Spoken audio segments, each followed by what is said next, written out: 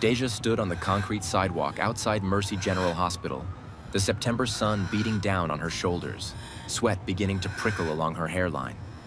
Her heart was pounding so hard she could feel it in her throat, in her ears, behind her eyes.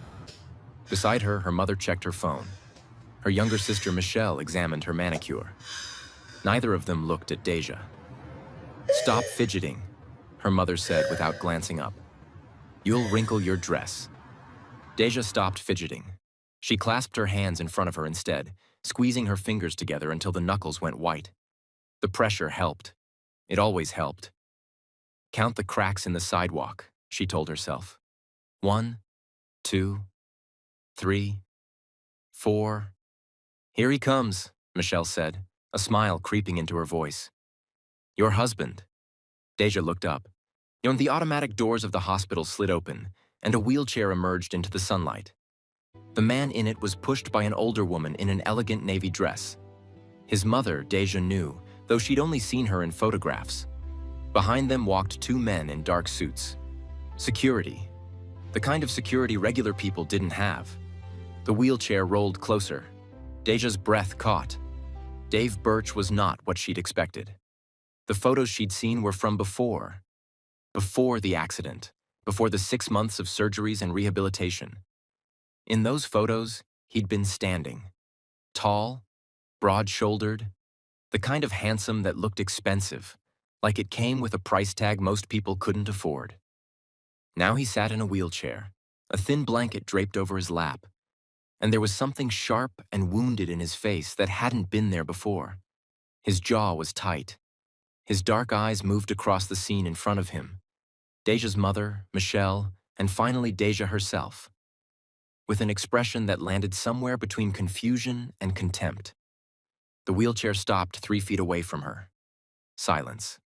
Dave looked at Michelle, then at Deja, then back at Michelle. "What's going on here?" His voice was low, edged with something dangerous. "I thought I was supposed to marry that one." He pointed at Michelle. Deja felt her stomach drop. Beside her, Michelle shifted uncomfortably, suddenly fascinated by something on the ground. Dave's mother, Mrs. Birch, stepped forward with a practiced smile. "There's been a small change of plans, darling. Michelle is unavailable." "Unavailable," Dave repeated flatly. "She has other commitments. But the Holloway family has graciously offered their eldest daughter instead." Mrs. Birch gestured toward Deja like she was presenting a slightly disappointing door prize. "This is Deja. She's perfectly suitable, and I truly believe that having a companion right now is crucial for your recovery. You know what I always say? Love heals everything." Dave's laugh was short and bitter. "Love? Right." He turned his gaze back to Michelle. Something raw flickered across his face. Hurt, Deja realized. Real hurt. Underneath all that sharp anger, he was hurt. "She was willing to marry me right up until my accident," he said quietly. "But now that I'm in this chair, suddenly she's unavailable?" Michelle's face flushed red. She still wouldn't look at him. Is it because I'm paralyzed now?" Dave pressed. "Is that it? I'm not worth the trouble anymore?" Deja's mother stepped forward, her voice taking on that smooth, reasonable tone she used when she was about to lie. "Mr. Birch, I assure you this has nothing to do with your condition. Michelle simply has prior obligations that—" "Stop." Dave held up a hand. Deja's mother stopped. He turned to look at Deja. Really look at her for the first time. His eyes moved slowly down her body. The ill-fitting white dress, the sensible flat shoes, the hands still clasped tight in front of her.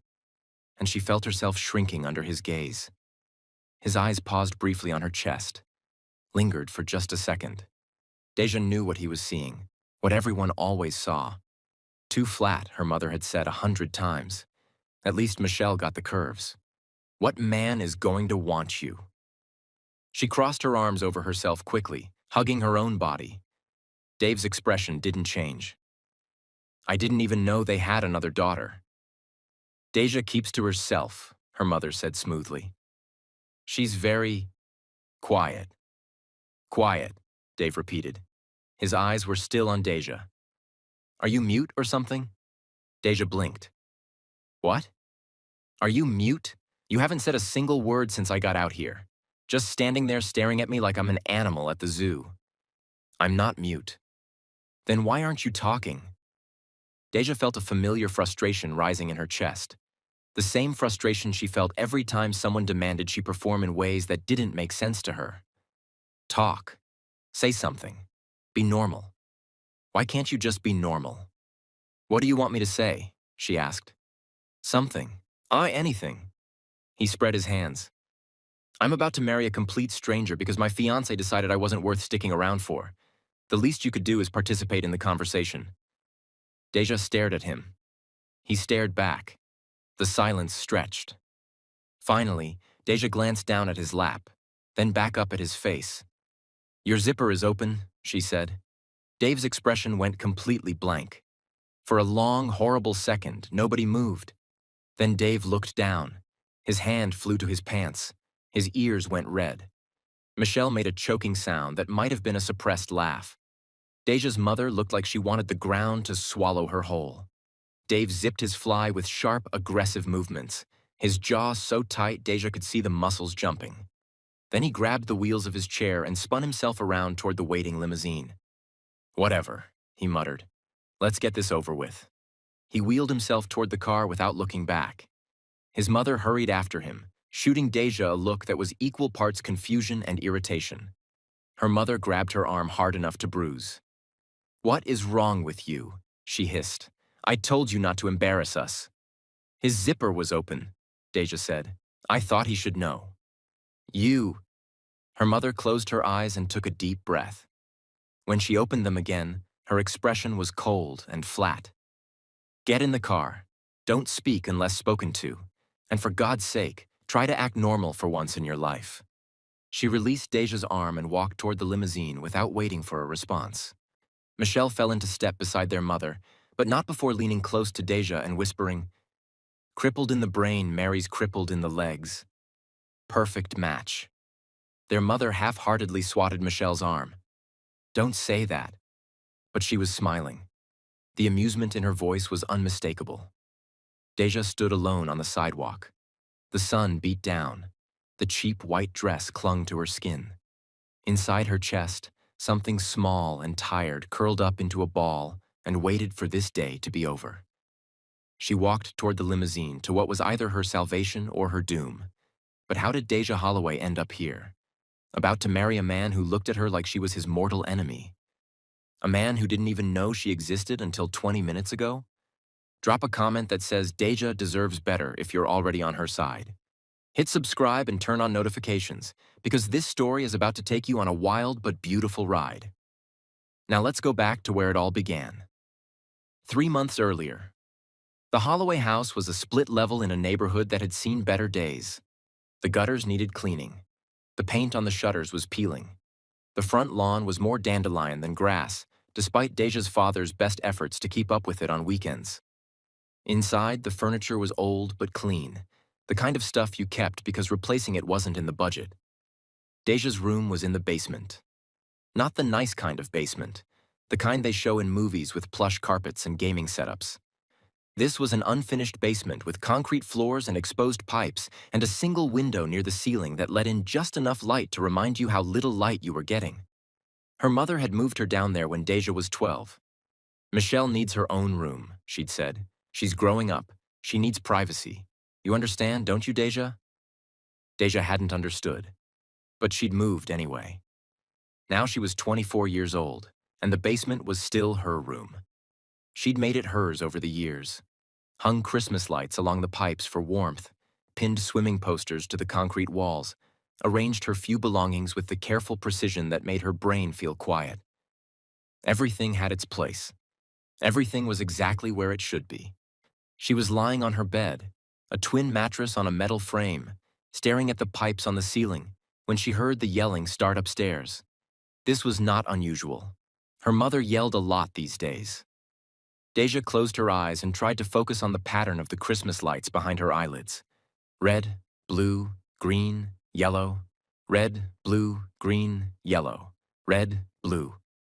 Deja, get up here! Her mother's voice cut through the basement door like a knife. Deja opened her eyes, counted to 5, then swung her legs off the bed and climbed the stairs. The kitchen was a battlefield. Her mother stood at the counter, arms crossed, face flushed with anger. Her father sat at the table, head in his hands. Michelle was perched on a stool by the breakfast bar, examining her nails like none of this concerned her. "Sit down," her mother commanded. Deja sat. "We need to talk about your future," her mother said. The way she said future made it sound like a threat. About security, about this family's survival. Deja looked at her father. He wouldn't meet her eyes. "Your father," her mother's voice dripped with contempt, "has been laid off. Again. Which means I am now the only person in this house bringing in any income. Do you understand what that means?" Deja understood. It meant her mother would be angry all the time now. It meant there would be more yelling, more silence from her father, more basement. "I have been planning for this family's future for years," her mother continued. "I have been working to secure opportunities that you girls don't even appreciate. And now," she glared at Michelle, "now one of those opportunities is about to disappear because someone is too selfish to do what needs to be done." Michelle looked up from her nails. "I already told you. I'm not marrying a cripple." "Michelle." "No." Michelle's voice was sharp. "I agreed to marry Dave Birch when he was Dave Birch, heir to the Birch family fortune. Tall, handsome, walking. I didn't agree to marry some broken man in a wheelchair who probably can't even—" She waved her hand vaguely. "Perform." Deja didn't know what perform meant in this context, but from the way her mother's face tightened, it wasn't good. "The Birch family is still wealthy," her mother said through gritted teeth. "The marriage contract is still—" "I don't care." Michelle slid off the stool. "Find someone else. I'm not doing it." She walked out of the kitchen. A moment later, the front door slammed. Silence. Deja looked between her parents. Her father still hadn't lifted his head. Her mother was staring at the doorway Michelle had disappeared through, her expression calculating. Then her mother turned to look at Deja. The look made Deja's skin crawl. "No," her father said quietly, finally raising his head. "Eleanor, no." "Why not?" Her mother's voice was calm now, reasonable. That was worse than the yelling. "The contract specifies a daughter of the Holloway family. It doesn't specify which daughter. She's not, she can't—" Her father struggled for words. "Deja isn't equipped for something like this. She doesn't understand social situations. She takes things literally. She'll embarrass herself, embarrass all of us. She'll do what she's told," her mother said flatly. For once in her life, she'll be useful to this family." Deja sat very still. She knew they were talking about her. She knew she should probably say something. But the words were all jumbled up in her head, crashing into each other like bumper cars, and by the time she sorted out what she wanted to say, the conversation had already moved on without her. This happened a lot. "Eleanor, I'm begging you." Her father's voice cracked. "Don't do this to her. I'll find work. I'll take double shifts. I'll do whatever it takes. Just don't—" "With what?" Her mother laughed bitterly. "Your bad knee? Your swimming career that went nowhere?" She shook her head. "You had your chance, Richard. You failed, just like you always fail. Now it's time for someone else to carry this family." She turned to Deja. "You're getting married," she said. "To Dave Birch, in 3 months." Deja blinked. "But I don't know him." "You don't need to know him. You just need to show up, say yes, and not embarrass us." Her mother paused. "Can you do that? Can you do one simple thing right?" Deja looked at her father. He looked back at her with wet eyes. His mouth opened, closed, opened again. He wanted to fight.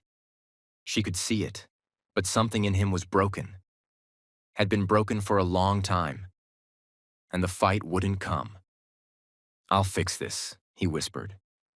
"Deja, sweetheart, I'll fix this, I promise." Deja nodded. She didn't believe him, but she nodded anyway. The next 3 months were a blur of quiet horror.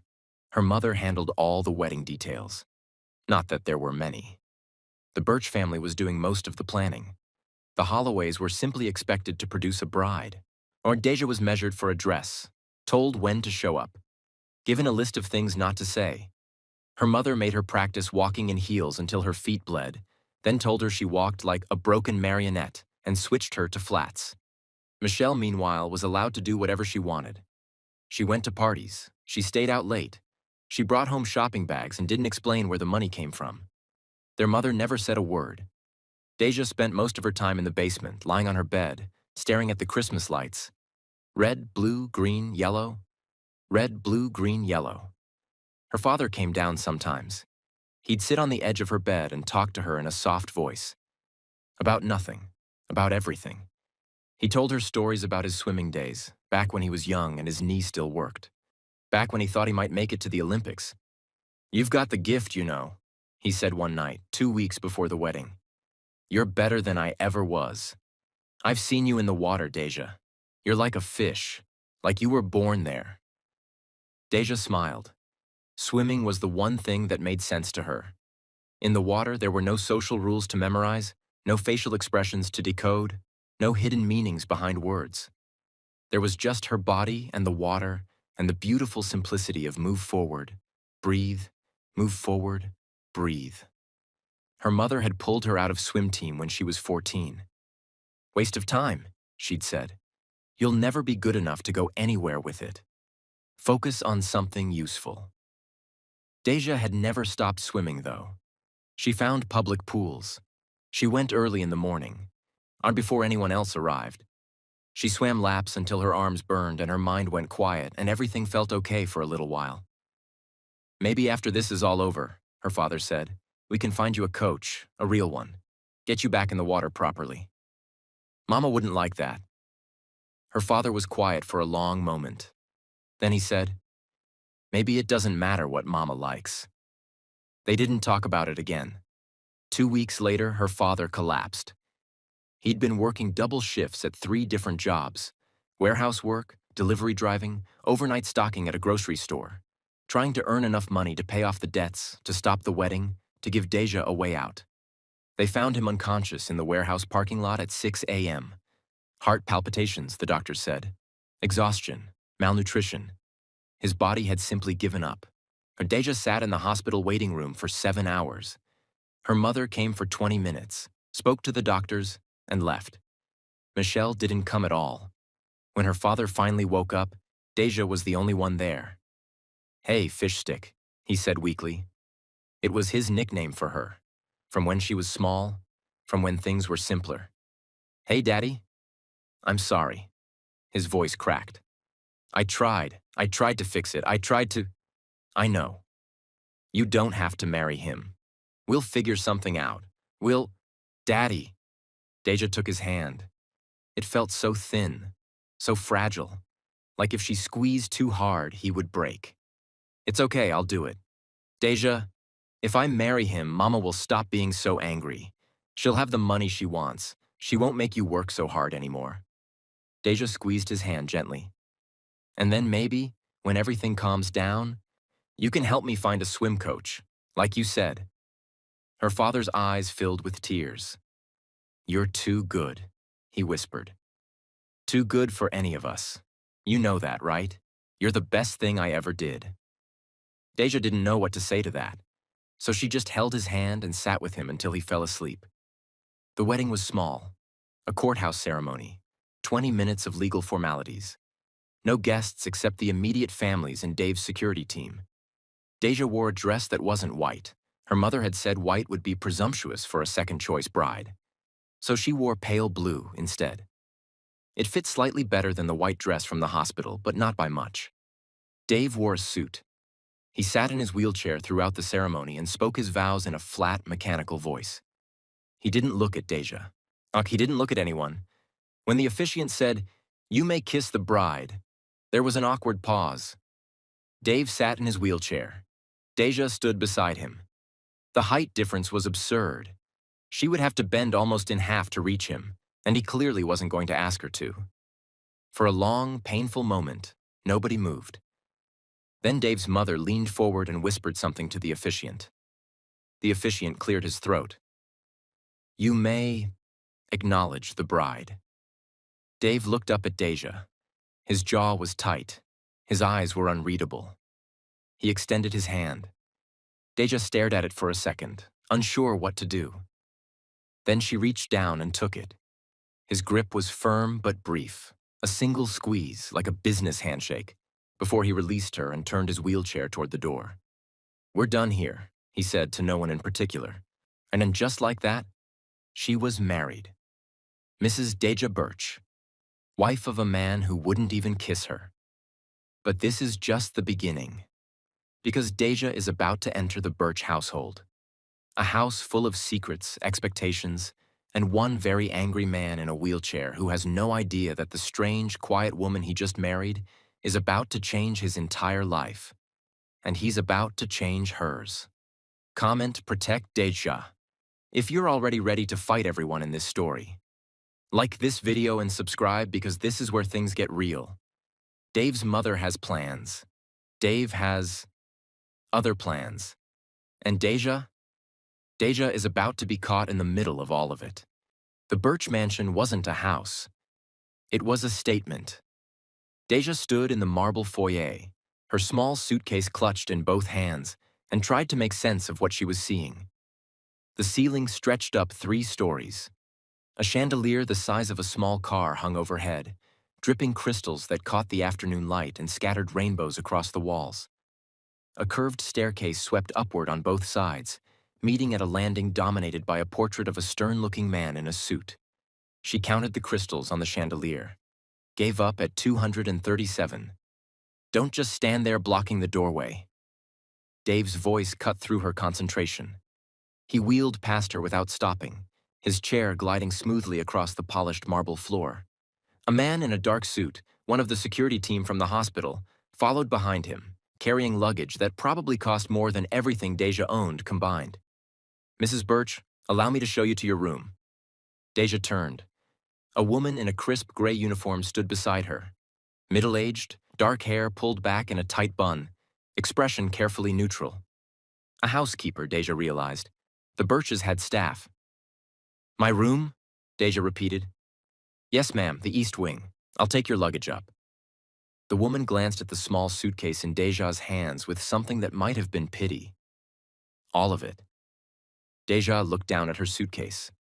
It contained 3 changes of clothes, her toothbrush, a worn copy of a swimming techniques book her father had given her years ago, and a photo of her dad from his competitive swimming days. And that was everything she owned. "I can carry this," Deja said. "As you wish, ma'am." The housekeeper turned and began walking. "This way, please." Deja followed. The East Wing turned out to be an entire section of the house that was bigger than the Holloway home. Deja's room, her room, the housekeeper kept calling it, as if Deja actually belonged here, had a 4-poster bed large enough to fit 6 people, a sitting area with velvet couches, a private bathroom with a tub she could swim laps in, and windows overlooking a garden that looked like something from a movie. She stood in the middle of the room and turned in a slow circle. "Is everything to your satisfaction, ma'am?" Deja looked at the housekeeper. "There's a fireplace." "Yes, ma'am." "In a bedroom." "Yes, ma'am. Shall I have it lit this evening? The nights are getting cooler." Deja stared at the fireplace. It was made of white marble, with carved flowers along the mantel. She had never seen a fireplace that wasn't on a television screen. "I don't know how to use a fireplace," she said. The housekeeper's expression flickered. Surprise, maybe, or confusion, before settling back into professional neutrality. "That won't be necessary, ma'am. The staff handles all household operations. You simply need to ring if you require anything." She pointed to a small bell on the nightstand. Deja picked it up and examined it. It was silver, with a tiny handle shaped like a rose. "I ring this, and someone comes?" "Yes, ma'am, day or night." "What if I ring it by accident?" "Then someone will come, and you can tell them it was an accident." Deja considered this. That seems inefficient." The housekeeper blinked. For a moment, her professional mask cracked, and something almost like amusement crossed her face. "I suppose it does, ma'am." She cleared her throat. Dinner is at 7. Mrs. Birch Sr. requests your presence in the formal dining room. I'll send someone to escort you. She turned and left before Deja could ask what a formal dining room was and how it differed from a regular one. Deja spent the next 2 hours exploring her room. She counted the flowers carved into the fireplace mantel. 47. She tested the bed by lying on it in different positions and determined that it was too soft. Her body sank into it like quicksand, which made her feel trapped. She discovered that the bathroom had not one but 3 different kinds of soap, and all of which smelled like things that weren't soap. Lavender, vanilla, something called ocean breeze that smelled nothing like the ocean. She found the closet and stopped breathing for a moment. It was the size of her basement bedroom, and it was full. Dresses, blouses, skirts, pants, shoes, so many shoes, lined up on racks that went from floor to ceiling. Everything was in her size. Everything still had tags. Someone had bought an entire wardrobe and hung it here, waiting for her. Deja touched the sleeve of a blue silk blouse. It was softer than anything she'd ever worn. She pulled her hand back and closed the closet door. It didn't feel like hers. None of this felt like hers. At exactly 7 o'clock, there was a knock on her door. "Ma'am, I'm here to escort you to dinner." Deja opened the door, and a young man in a suit stood in the hallway. Not security, she thought. Maybe another kind of staff. He smiled at her politely. "This way, please." She followed him through a maze of hallways. Left, right, down a staircase, left again. She tried to memorize the route but lost track after the 3rd turn. The house was too big, too full of identical-looking doors and paintings of people who looked disapproving. Finally, they arrived at a set of double doors. The young man opened them and gestured for her to enter. The formal dining room was formal. A long table stretched the length of the room. 20 chairs at least, though only 3 places were set. More chandeliers. More paintings. Candles burning in silver holders. And at the head of the table, Dave's mother sat like a queen surveying her kingdom. But Dave was already seated to her right, his wheelchair pulled up close to the table.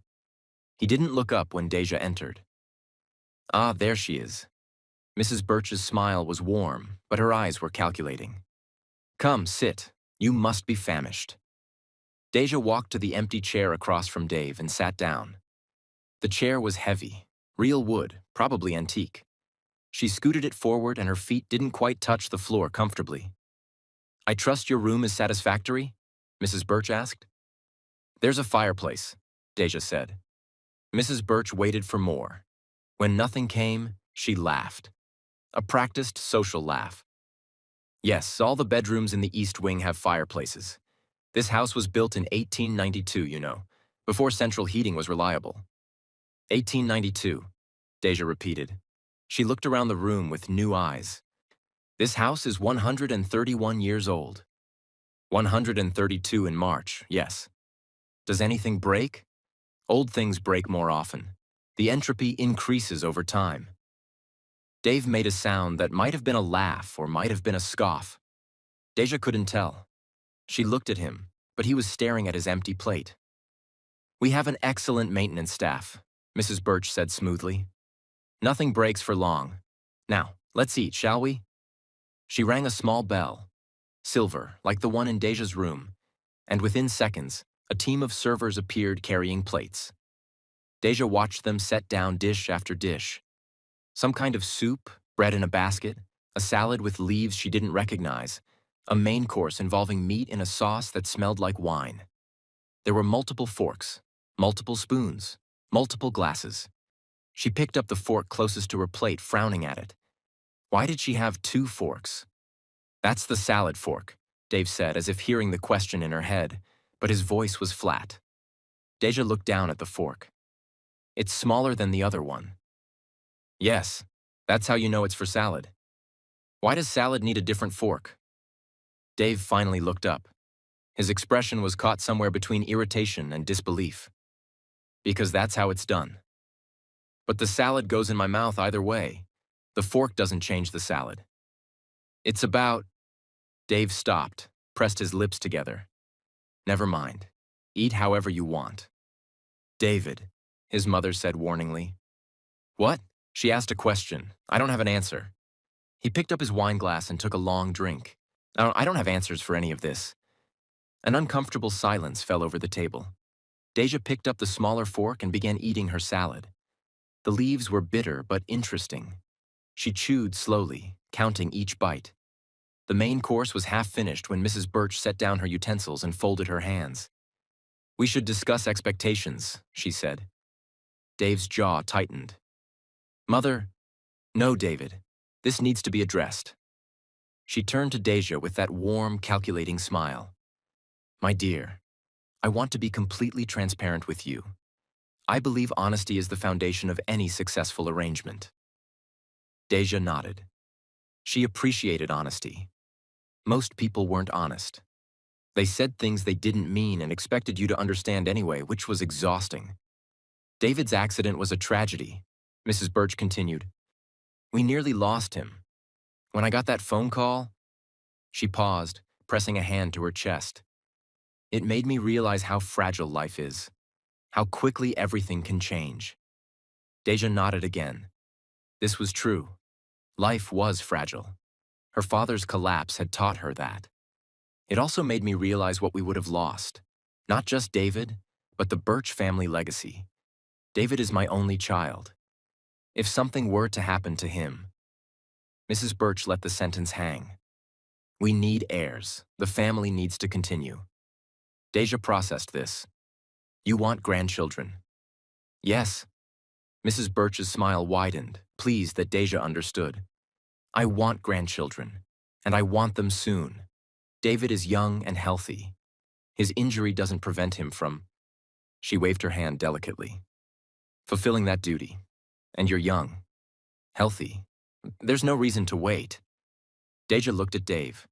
He was staring at his plate again, his knuckles white around his wine glass. "You want me to have a baby?" Deja said slowly, working through the logic. "With Dave. Soon. As soon as possible, yes. I understand this is a new marriage, and you two will need time to adjust to each other. But I'm hoping that within the next few months..." "I don't know how to take care of a baby," Deja interrupted. Mrs. Birch blinked. "Well, we have staff for that.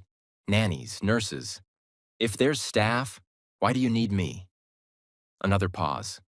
Mrs. Birch's smile became slightly fixed.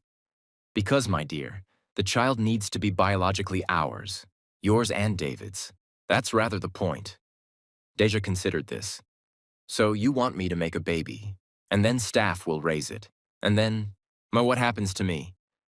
The silence that followed was thick enough to cut. Dave set down his wine glass with a sharp clink. "She wants you gone," he said bluntly. "That's the deal. You give her a grandchild, you sign away your parental rights, and you leave with a nice severance package. Isn't that right, Mother?" Mrs. Birch's expression flickered. Annoyance, quickly suppressed. "David, that's a very crude way of putting it. But accurate. I was going to discuss terms more delicately." "Why?" Dave laughed bitterly. "She asked a direct question. You should give her a direct answer. That's what you want, isn't it, Deja? Direct answers?" Deja nodded. "Yes, direct is better." Dave spread his hands. "There you go. So here's the direct version. My mother wants a grandchild. She doesn't care about you. She doesn't care about me. She cares about the family legacy." He spat the last two words like they were poison. "Give her what she wants, and you can walk away. That's the arrangement." Deja absorbed this information. She looked at Mrs. Birch, who was watching her with sharp, evaluating eyes. Then at Dave, who had gone back to staring at his plate, his jaw tight with something that looked like shame. "Okay," Deja said finally. "I understand the arrangement." Mrs. Birch's smile returned, relieved. "Wonderful. I knew you were a practical girl. Now, as for timing, but I can't do that." Mrs. Birch blinked. "I'm sorry?" "I can't do that," Deja repeated. "Those things, the things that make babies, they're only supposed to happen between married people who love each other." The silence that followed was thick. Dave looked up from his plate, his expression shifting from resignation to curiosity. "Where did you hear that?" Mrs. Birch asked carefully. My father. Deja's voice was matter-of-fact. He was talking to Michelle once. She had been doing those things with someone she wasn't married to, someone she didn't love. He was upset. He said those things should only happen between married people who love each other. He said Michelle was giving herself away for nothing. She remembered the conversation clearly. She'd been passing by the kitchen, and her father's voice had been sharp with disappointment. Those things should be sacred, Michelle. Between two people who love each other, who are committed to each other. Not just recreation. Michelle had laughed and called him old-fashioned. But Deja had filed the information away, and the way she filed everything. A rule to be followed, a pattern to be understood. We're married, Deja continued, working through her logic out loud. But we don't love each other. I don't even know what that means. Loving someone that way. So the conditions aren't met. My dear, that's a very simplistic view of... Is my father wrong? The question was genuine. Deja looked at Mrs. Birch with open curiosity. If this rule was incorrect, she wanted to know. She was always willing to update her understanding when presented with new information. Mrs. Birch's mouth opened, closed, opened again. Your father, she said slowly, had a particular perspective on... He said it was important. He was very serious when he said it. Deja frowned slightly, trying to remember the exact words. He said when you give yourself to someone, it should mean something. He said Michelle was being careless with something precious. Dave made a sound, something between a laugh and a cough. When Deja looked at him, his expression had changed. There was something almost like respect in his eyes. So I will follow the rule, Deja concluded. When the conditions are met, when we are married people who love each other, then we can discuss the arrangement. Until then, I can't. That's not how this works, Mrs. Birch said, her voice tightening. Love isn't a prerequisite for... It is for me. Deja picked up her fork and resumed eating her dinner as if the conversation was over. Because for her, it was. The rule had been stated. The logic was clear. There was nothing more to discuss. Mrs. Birch stared at her with a mixture of frustration and disbelief. Dave, for the first time since the wedding, almost smiled. Later that night, there was a knock on Deja's bedroom door. She had changed into her own pajamas, an old t-shirt from a swim meet she'd competed in at age 13, soft from years of washing, and was sitting on the floor beside the bed. The bed was too soft. The floor was better. Come in, she said. The door opened. Dave wheeled himself inside, then stopped when he saw her on the floor. What are you doing down there? Sitting. On the floor. Yes. There's a bed, multiple chairs, a very expensive chaise lounge by the window. The floor is more stable. Dave stared at her for a long moment.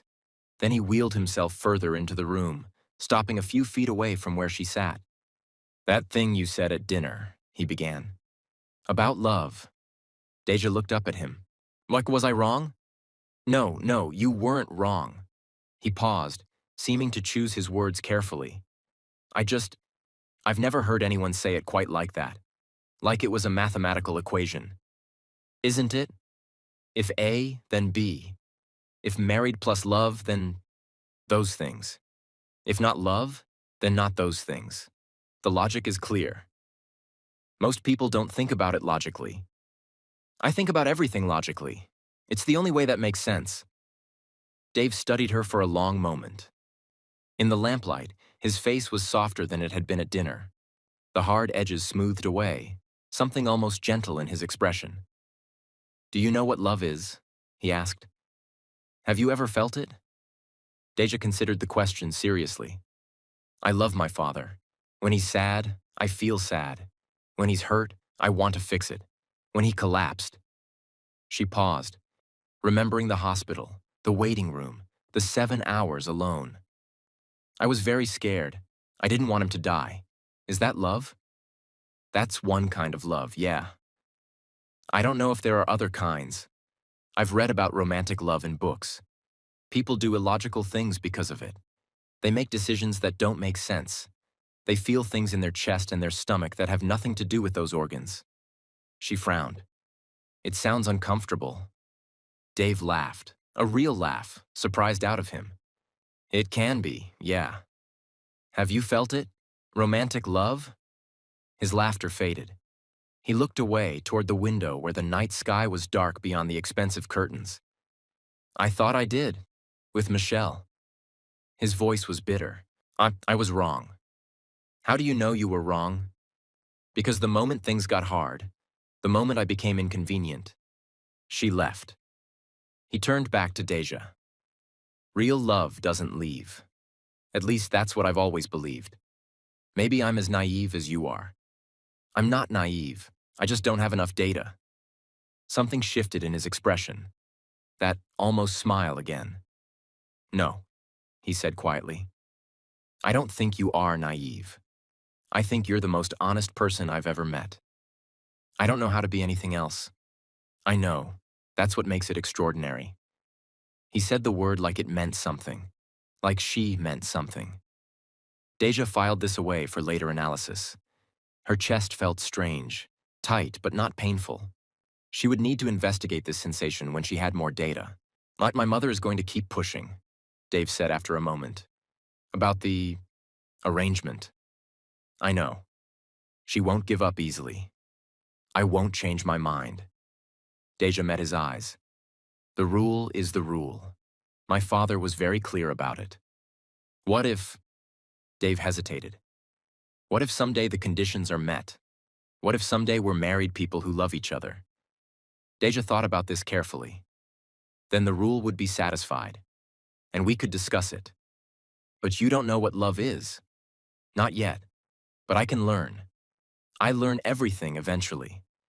I'm just slower than other people at some things. You're not slow. Dave said it with surprising certainty. I've been watching you all day. You're not slow at all. You process things differently. You see patterns other people don't see. You ask questions nobody else thinks to ask. He paused. Have you ever heard of autism? Deja knew the word. She'd heard it on television, in documentaries about children who couldn't speak or who screamed in grocery stores. I'm not like those people, she said. Autism isn't one thing. It's a spectrum. Some people need a lot of support. Some people just experience the world differently. He wheeled himself slightly closer. The way you count things, the way you prefer the floor to the bed, the way you take everything literally and say exactly what you mean without any social filter. My mother says that's why no one likes me. Your mother, Dave said flatly, is wrong. Deja didn't know what to say to that. I'm not a doctor, Dave continued.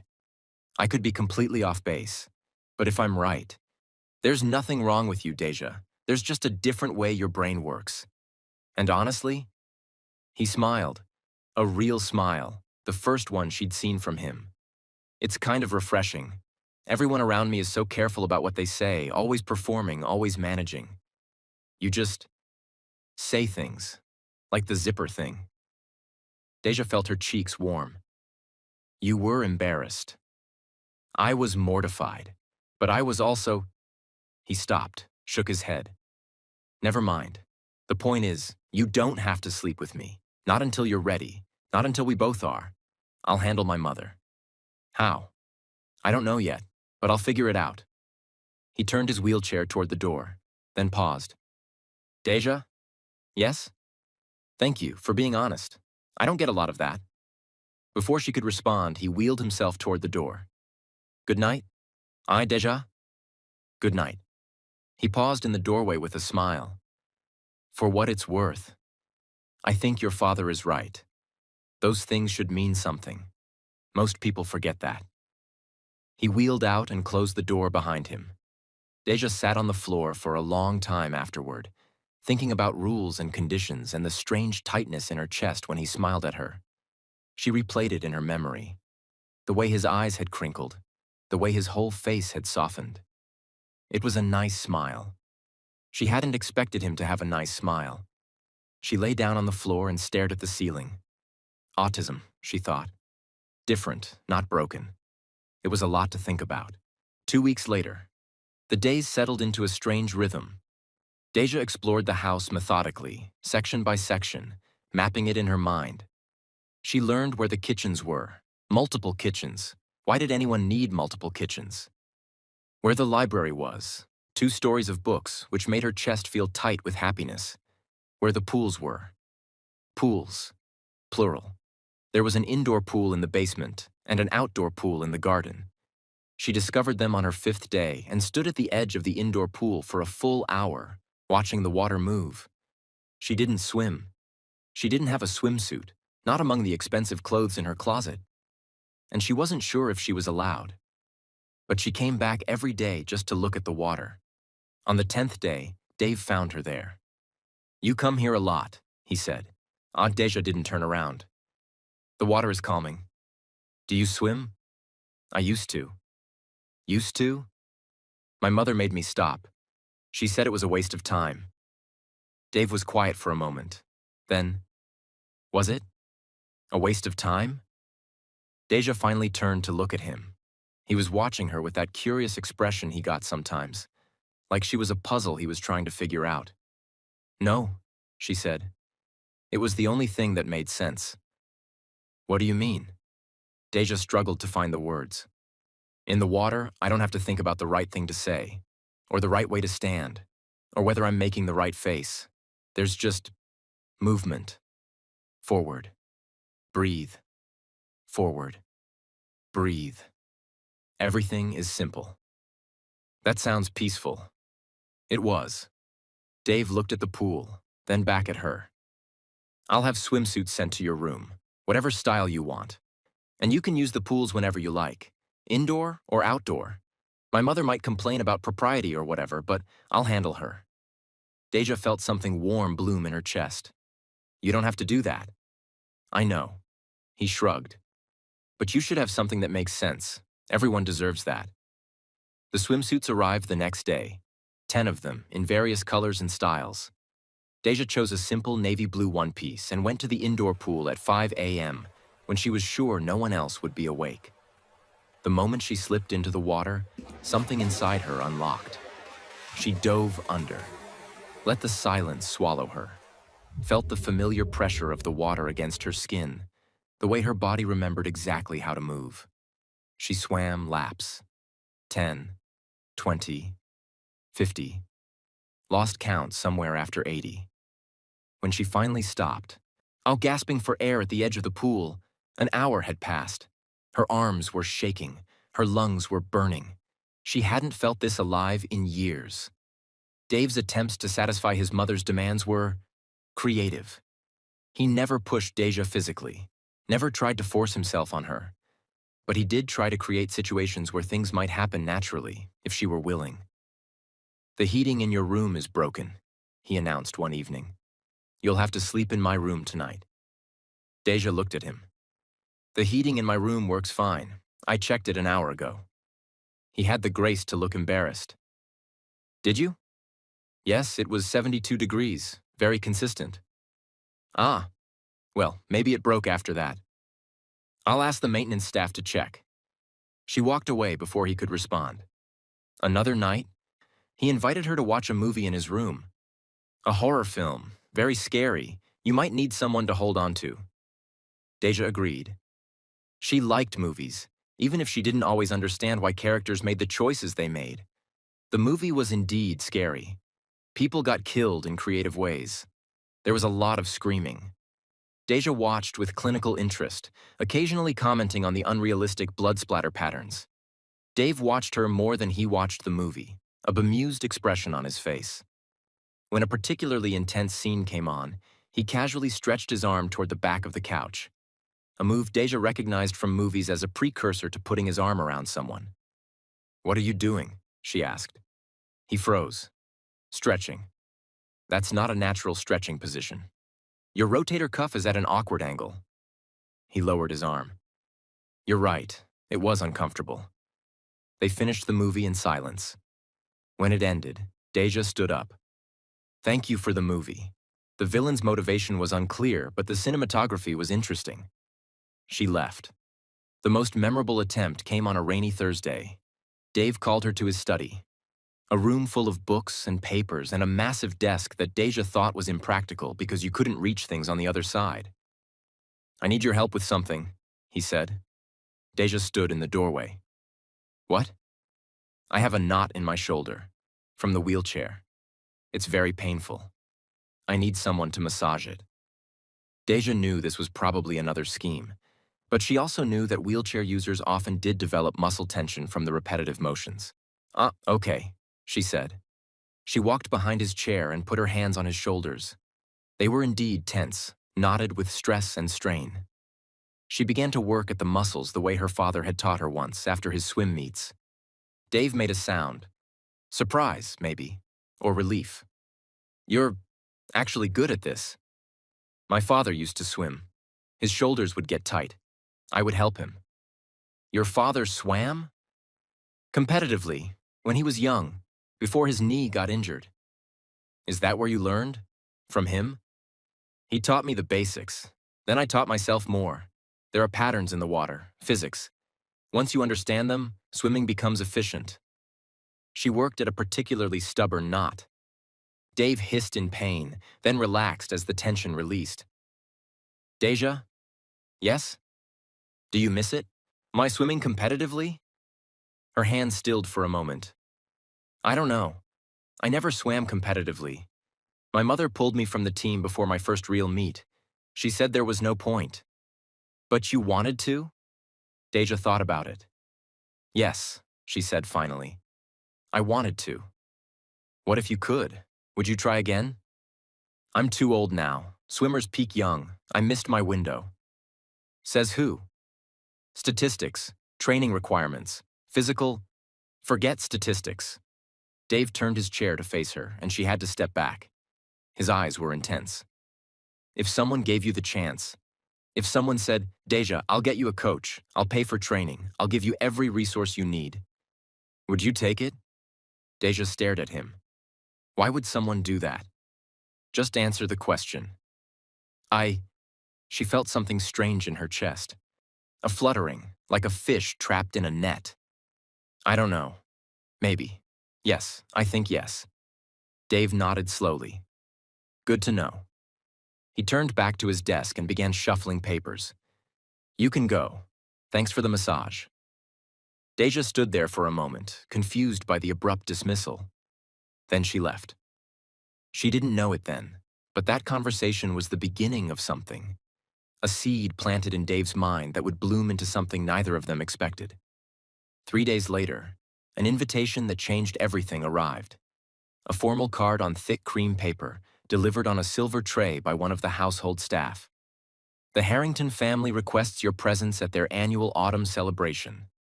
Cocktails, dinner, and poolside entertainment." Deja looked up from the card. Why would anyone have poolside entertainment in autumn?" The staff member, a young woman named Maria who had been kind to Deja, smiled slightly. "The Harringtons have an indoor pool facility, ma'am. Climate-controlled. It's quite famous." "Oh." Dave wheeled into the room, his own invitation in hand. His expression was complicated. Annoyance, resignation, and something else Deja couldn't identify. "We're expected to attend," he said.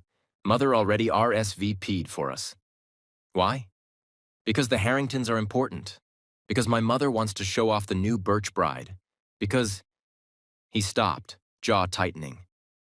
"Because I haven't been seen in public since the accident and people are starting to talk." Deja considered this.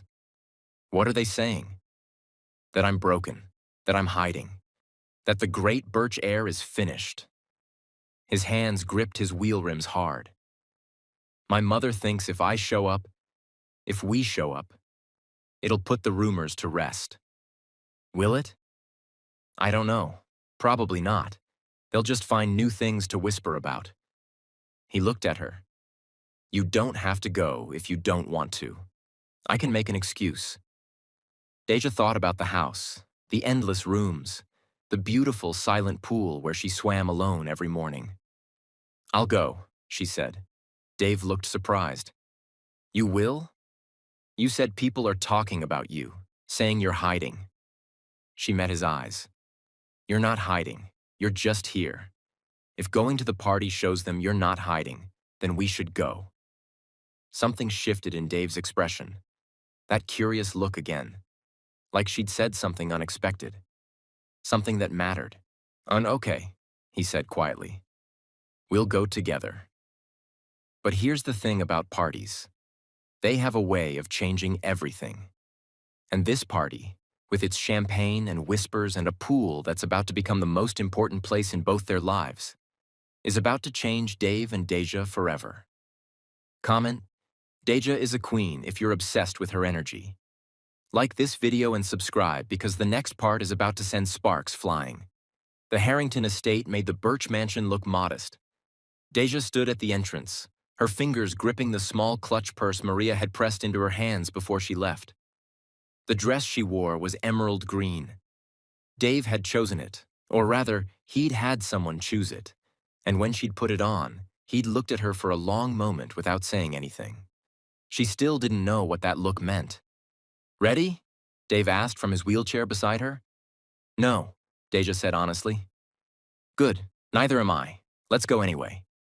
The doors opened and sound washed over them. Music, laughter, the clink of glasses, the hum of 100 conversations happening at once. Deja's skin prickled. Too much noise, too many people, too many variables she couldn't predict or control. She started counting the chandeliers. 1, 2, 3. Breathe, Dave said quietly. Just stay next to me. If anyone talks to you and you don't know what to say, just smile and nod. Rich people love it when you smile and nod.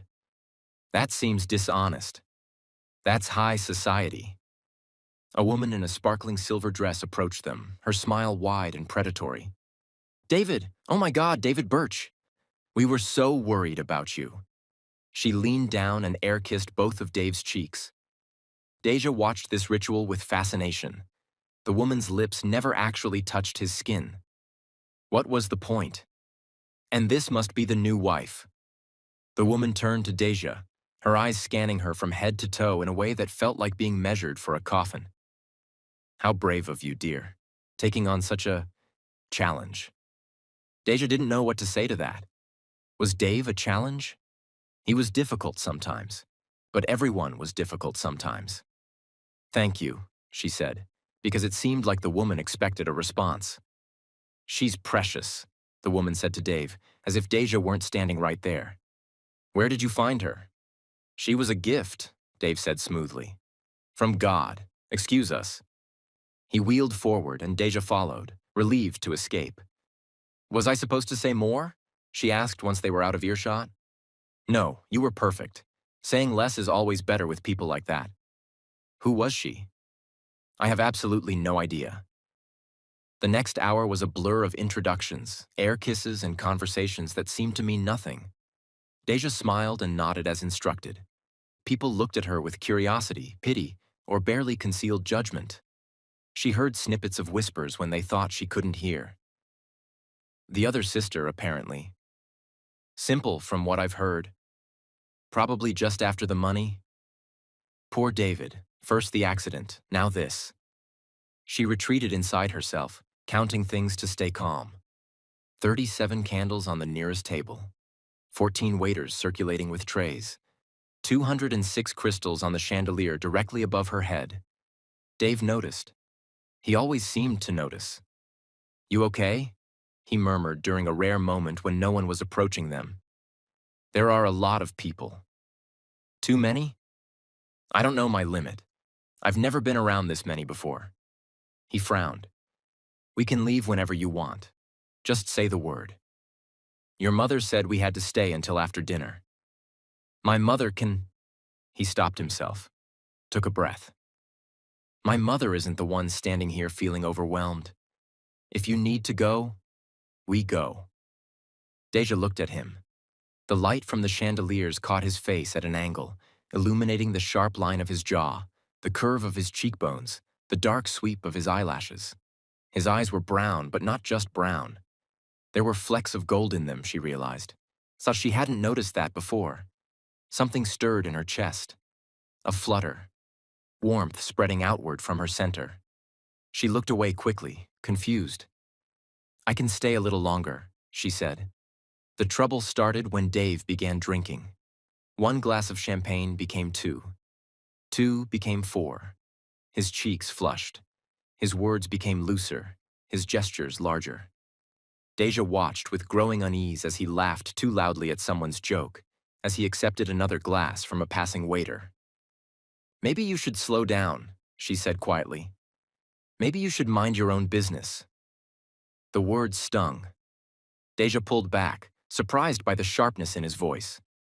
Dave immediately looked guilty. I'm sorry. I didn't mean... It's just... Everyone keeps looking at me, waiting for me to fall apart, waiting for proof that I'm finished. You're not finished. Aren't I? He laughed bitterly and drained his glass. Look at me, Deja. I'm 28 years old and I can't even stand up to shake someone's hand. My fiancé left me. My mother sees me as a breeding tool. My own body betrayed me. He grabbed another glass from a passing tray. So yeah, maybe I want to get drunk. Maybe I want to feel something other than this for 5 goddamn minutes. Deja didn't know what to say. She understood wanting to escape. She escaped into the water, into counting, into patterns that made sense when nothing else did. But she didn't think alcohol was going to give him what he was looking for. I think we should leave, she said. We just got here. You've had too much to drink. People are starting to watch. Let them watch. He spread his arms wide. That's what they came for, isn't it? The David Birch Show? Let's give them what they want. Dave, ladies and gentlemen. He raised his glass, his voice carrying across the room. Several conversations stuttered to a halt. Thank you all for coming to witness my triumphant return to society. As you can see, I am completely fine. Oh no. Deja reached for him, but he was already wheeling himself away from her, toward the center of the room where a cluster of guests had gathered near the indoor pool. She followed, her heart hammering. You know what the best part is? Dave continued, his words starting to slur. Everyone thought I was done. Finished, but I'm not. He slammed his hand against the armrest of his wheelchair. This chair isn't me. I'm still in here. I'm still... He grabbed the wheels and propelled himself forward, through the crowd, until he reached the edge of the pool. The water gleamed turquoise under the elegant lighting, surrounded by lounge chairs and tropical plants. I can do this, he muttered, more to himself than anyone else. I can do this. And then, to Deja's horror, he gripped the armrests and tried to stand. Dave, don't... His legs buckled instantly. His body pitched forward. And Dave Birch, heir to the Birch fortune, husband of 3 weeks, beautiful broken man who had smiled at her like she mattered, tumbled headfirst into the pool. The next 3 seconds lasted forever. Deja saw it happen in slow motion, his body hitting the water, the splash erupting upward, his wheelchair tipping and crashing to the tile, his form sinking beneath the surface. Around her, chaos erupted. Women screamed, men shouted. Someone yelled for a lifeguard. Someone else yelled to call 911. And phones came out. So many phones. People filming instead of helping. Deja saw a man in a tuxedo actually adjusting his angle to get a better shot. Something snapped inside her. She didn't think, didn't calculate, didn't count. She kicked off her heels, took 3 running steps, and dove. The water swallowed her whole. For one perfect moment, everything was silent. The noise of the party, the screaming, the chaos, all of it disappeared. There was only the water, cool and familiar, wrapping around her like an old friend she'd missed desperately. Then she opened her eyes and saw Dave. He was sinking. His arms moved weakly, trying to swim, but his legs were dead weight, dragging him down. His eyes were open, wide with panic, bubbles streaming from his mouth. Deja kicked. Her body remembered. Every stroke she'd ever practiced, every lap she'd ever swum, every moment she'd spent in the water teaching herself to be better, faster, stronger. It all came back in an instant. She reached him in seconds, grabbed him under the arms, kicked hard toward the surface. They broke through together, gasping. I've got you, she said. I've got you. Don't fight me. He was coughing, choking, his body heavy against hers. But he listened. He stopped struggling and let her pull him toward the edge. Hands reached down to help. Someone had finally decided to act instead of film. And together they hauled Dave out of the pool. Deja pulled herself out after him, in water streaming from her ruined dress, her hair plastered to her face. Dave lay on the tile, coughing up water. Deja knelt beside him, her hand on his back. "Breathe," she said. "You're okay. You're okay." He looked up at her, water dripping from his face, his eyes red and wild. For a moment, neither of them said anything. Then Deja became aware of the crowd, the murmuring. The phones still pointed at them. Something hot and unfamiliar rose in her chest. Anger. Real anger. She stood up. "Put your phones down." Her voice cut through the noise like a blade. The murmuring stopped. People stared at her. This soaking wet woman in a ruined dress, her chest heaving, her eyes blazing. "What is wrong with you?" She looked around at the crowd, at the phones, at the faces frozen in shock. "A man almost drowned and you filmed it? Aren't you stood there and filmed?" "Ma'am," someone started. "Don't ma'am me." Deja's voice cracked. "He could have died. He was drowning and you watched. You watched and you recorded. What were you going to do, post it? Show your friends? Look at the cripple falling in the pool. How funny, how sad." Silence. Absolute silence. "Delete it," Deja said. Her voice was shaking now, but she didn't stop. "Delete all of it, every video, every photo, right now." Nobody moved. "I said delete it." A few people, the ones nearest to her, the ones who could see her face clearly, started lowering their phones, started pressing buttons.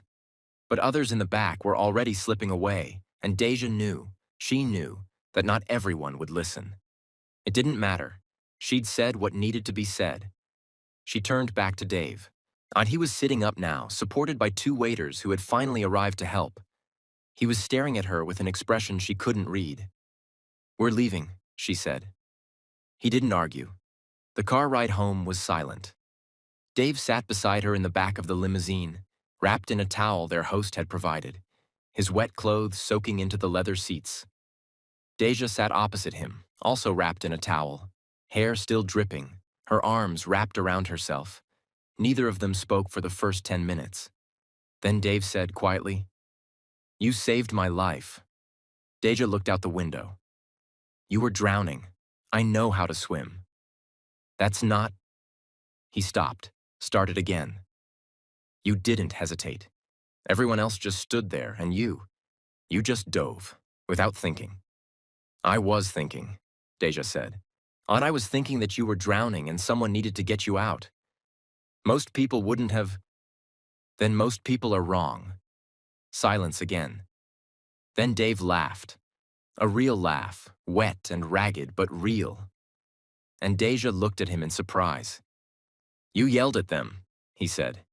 "You yelled at a room full of the richest, most powerful people in the city to delete their videos. They were being cruel. They were being human. Cruelty is what humans do. Then humans should do better." Dave stared at her.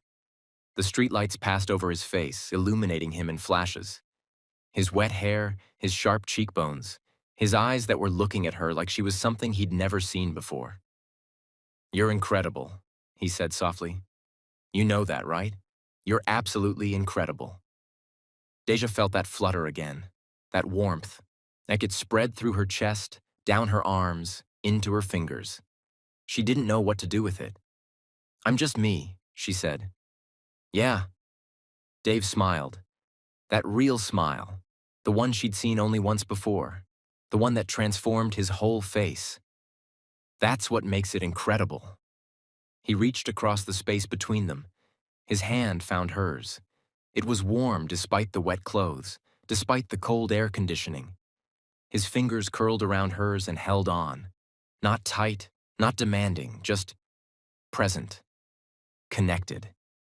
"Thank you," he whispered, "for saving me, for yelling at them, for being you." Deja looked down at their joined hands. She should pull away. This was confusing. This was too much. She didn't understand what was happening or what it meant or what she was supposed to do next. But her hand didn't pull away. It stayed. But that night, Deja lay on the floor of her bedroom and stared at the ceiling. She couldn't sleep. Her mind kept replaying the evening. The dive, the rescue, the anger, the car. Dave's hand in hers. Dave's smile. Dave's eyes looking at her like she was something precious. Her chest felt strange, tight and loose at the same time. Her heart kept beating too fast, and when she thought about his face, it beat even faster. She didn't understand. She'd never felt this way before. Not about anyone. Was she sick? Was something wrong with her? She pressed her hand against her chest, feeling her heartbeat. Dave, she thought, and it sped up again. This was a problem. This was definitely a problem. The video went viral by morning. Deja didn't understand social media, but Maria explained it to her while helping her get dressed. As everyone's talking about it, ma'am. Mystery woman saves paralyzed heir. It's everywhere. Millions of views. I asked them to delete it. Maria's face was sympathetic.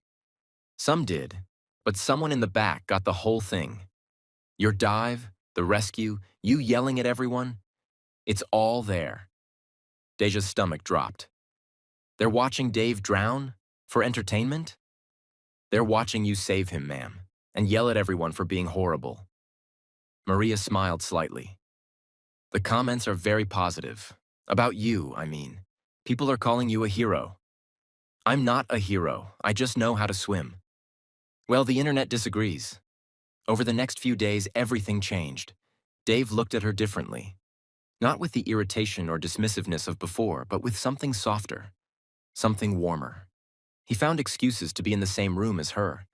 Asked her questions about her swimming, about her childhood, about her father.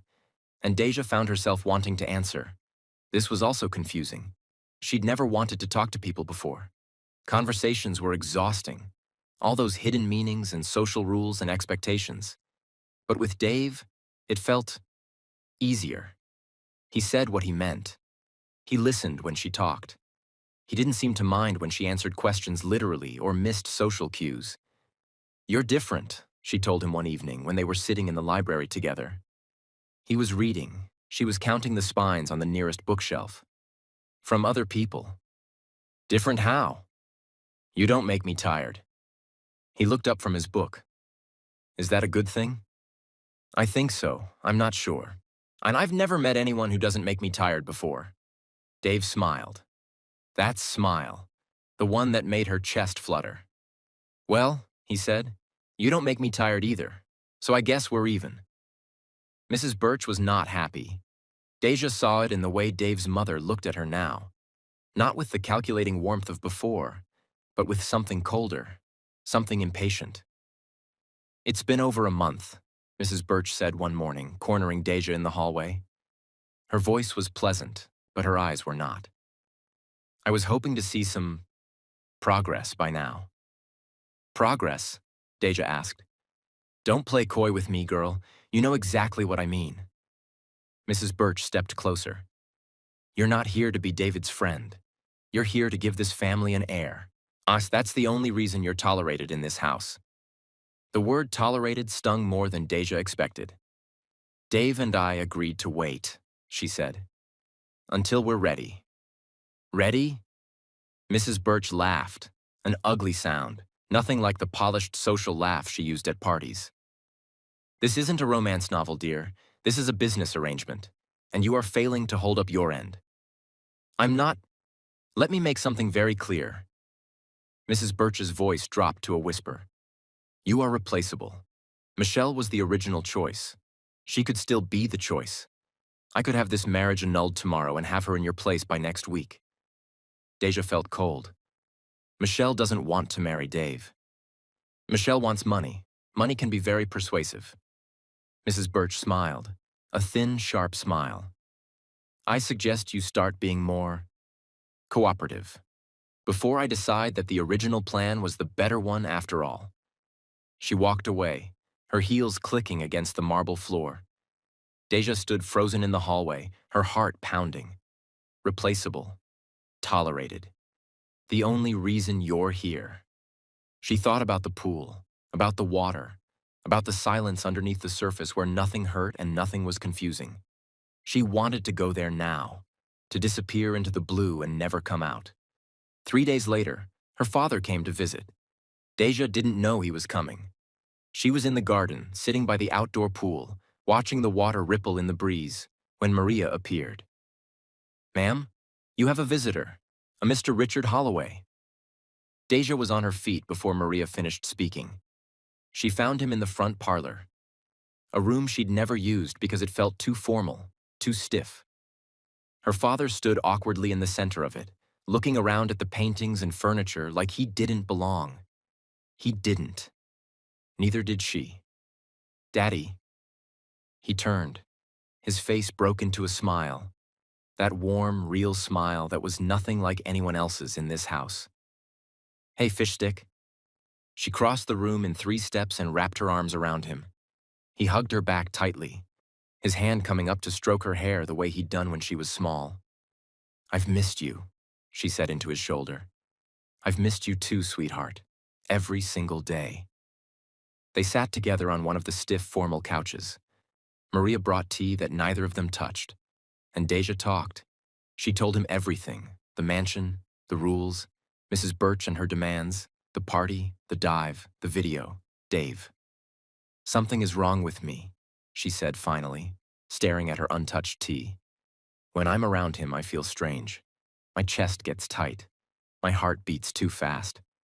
I think about his face even when he's not there." She looked up at her father, desperate for answers. "Am I sick? Is something broken?" Her father's expression was soft, knowing. "Oh, sweetheart," he said. You're not sick. Then what's wrong with me?" "Nothing's wrong with you." He took her hand. "What you're describing, those feelings, that's what it's like when you start to care about someone. Really care about them." Deja frowned. "I don't understand." "You like him, Deja. You might even be starting to love him." "Love?" The word felt foreign in her mouth. "But I can't. I've never—" "I know." Her father squeezed her hand. "You've never felt this way before. That's why it's so confusing. But it's not bad, sweetheart. It's wonderful. It means your heart is opening up to someone." "But how do I know it's real? How do I know I'm not just confused?" "You won't know. Not for sure. Not right away." He smiled sadly. "Love isn't like swimming, fish stick. There's no perfect technique, no pattern to follow. You just have to feel your way through it." Deja shook her head. "That sounds terrifying." "It is. It absolutely is." Her father's eyes were wet. "But it's also the best thing in the world. When you find the right person, someone who sees you for exactly who you are and loves you anyway. There's nothing like it." Deja thought about Dave, about his smile, about his hand in hers in the car, about the way he looked at her like she was something incredible. "He says I'm incredible," she said quietly. "He says I don't make him tired. He sounds like a smart man. I don't know if I can trust him. His mother says I'm replaceable. She says Michelle could take my place tomorrow." Her father's expression hardened. "His mother doesn't decide how he feels. Only he can do that. And from what you've told me, it sounds like he's starting to feel something too. But what if he's pretending? What if this is all just another way to get what his mother wants?" "That's a fair question." Her father leaned forward. "Here's what I think. You watch him. You see how he treats you when no one else is around. You see whether his actions match his words. And you trust yourself. You're smarter than anyone gives you credit for, Deja. You always have been." "Mom says I'm slow." "Your mother," her father said firmly, "is wrong about a lot of things. You are not slow. You are different. And different is not less. Different is just different." Deja felt tears prickle at her eyes. "I miss you, Daddy. I miss you so much." "I know, sweetheart. I miss you too." He pulled her into another hug. But I'm here now, and I'll always be close, no matter what happens. After her father left, Deja went to the indoor pool. She swam until her arms ached, until her lungs burned, until her mind finally went quiet. When she pulled herself out of the water, Dave was there. He was sitting in his wheelchair at the edge of the pool, watching her with that soft expression he got sometimes. She hadn't heard him arrive. "How long have you been there?" she asked. "Long enough to see you do about 60 laps without stopping?" He shook his head. "You're incredible. You know that, right?" That word again. Incredible. She felt the flutter in her chest, the warmth. "My dad came to visit," she said. "I know. I saw him leaving." Dave hesitated. "Did you tell him about everything?" "Yes." "Including me?" "Yes." "And? What did he say?" Deja looked at him, at his beautiful face, at his uncertain eyes, at this complicated, broken, surprising man who had somehow become the center of her confusion. "He said I should watch you," she said, "to see if your actions match your words." Dave nodded slowly. "That's fair." "He said I should trust myself." "Also fair." "He said..." She hesitated. "He said I might be starting to love you." The words hung in the air between them. Dave's expression shifted, surprise, then something else, something vulnerable, something hopeful. "Do you?" he asked quietly. "Love me?" "I don't know," Deja admitted. "I've never loved anyone before. Not like this. I don't know what it's supposed to feel like." "What does it feel like, right now?" Deja pressed her hand against her chest, feeling her heartbeat. "Scary," she said. "Confusing. I'd like falling into water, but not knowing if I'll be able to swim." "That sounds about right." Dave smiled. Not his charming smile, not his public smile, but something smaller and more real. "I don't know what I'm doing either, Deja, but I know that I think about you all the time. I know that when you're not around, I wonder where you are. I know that when you dived into that pool and saved me, I felt something I haven't felt in a long time." "What?" "Hope." His voice cracked slightly. "I felt hope, for the first time since the accident." Deja stared at him. She wanted to believe him. She wanted it so badly. But Mrs. Birch's words echoed in her mind. Replaceable, tolerated, the only reason you're here. And she couldn't make them go away. "I need time," she said finally, "to watch you. I could to see if you mean it. I'll give you all the time you need. And if I decide I can't trust you, then I'll have no one to blame but myself." He reached out his hand. "But I'm going to try, Deja, every day. I'm going to try to deserve you." She looked at his hand, then at his face, then back at his hand. Slowly, carefully, she took it. Feels like the His fingers start curled around her. of something Warm, truly steady, special. present. "Okay," she said. "It wasn't a declaration of love. It wasn't a promise. It was just a small word. Okay. But it was the beginning of something." They stayed like that for a long time, hand in hand by the pool, while the water settled into stillness around them. Neither of them knew it then, but this was the moment everything changed. Not with fireworks or grand gestures, but with a simple okay and two hands choosing to hold on. But Mrs. Shocker Birch isn't finished. Michelle is about to worm her way in, and the world is about to discover that the mystery woman from the viral video is hiding a talent that would shake the world. Comment, protect this couple if you're rooting for them. The enemies are about to make their move. The package arrived on a Tuesday morning. Deja was in the library, counting the books on the third shelf from the top, 214, when Maria appeared in the doorway. Maria had become something like a friend over the past weeks, or as close to a friend as Deja had ever had. She was the one staff member who didn't look at Deja with pity or confusion. She just treated her like a person. "Ma'am, a delivery for you. Mr. Birch asked that you open it in the indoor pool room." Deja frowned. "Why the pool room?" "He didn't say..." "Ma'am." Maria's expression was carefully neutral, but there was something in her eyes. A warmth, maybe. almost like excitement. He just asked that you come right away. Deja set down the book she'd been pretending to read and followed Maria through the maze of hallways. When she reached the pool room, she stopped in the doorway. Dave was there, sitting in his wheelchair by the water's edge. But he wasn't alone. A woman stood beside him. Tall, athletic, with close-cropped gray hair and the kind of posture that suggested a lifetime of discipline. She wore a tracksuit with an Olympic logo on the chest, and when she turned to look at Deja, her gaze was sharp and assessing. Deja blinked at her. The face was familiar, but she wasn't sure they'd crossed paths before. "Deja," Dave said, and his voice had that nervous quality she'd started to recognize, the one that meant he wasn't sure how she would react. "I want you to meet someone. This is Coach Vivian Torres." The name hit Deja like a physical force. Vivian Torres, three-time Olympic gold medalist, former world record holder in the 400-meter freestyle, considered one of the greatest swimming coaches alive. Deja had a poster of her on the wall of her basement bedroom back home. "I don't understand," Deja said. "I've been watching your times," Dave said. "Every morning when you swim, I've been timing you. I hope that's not... I wasn't trying to spy, I just..."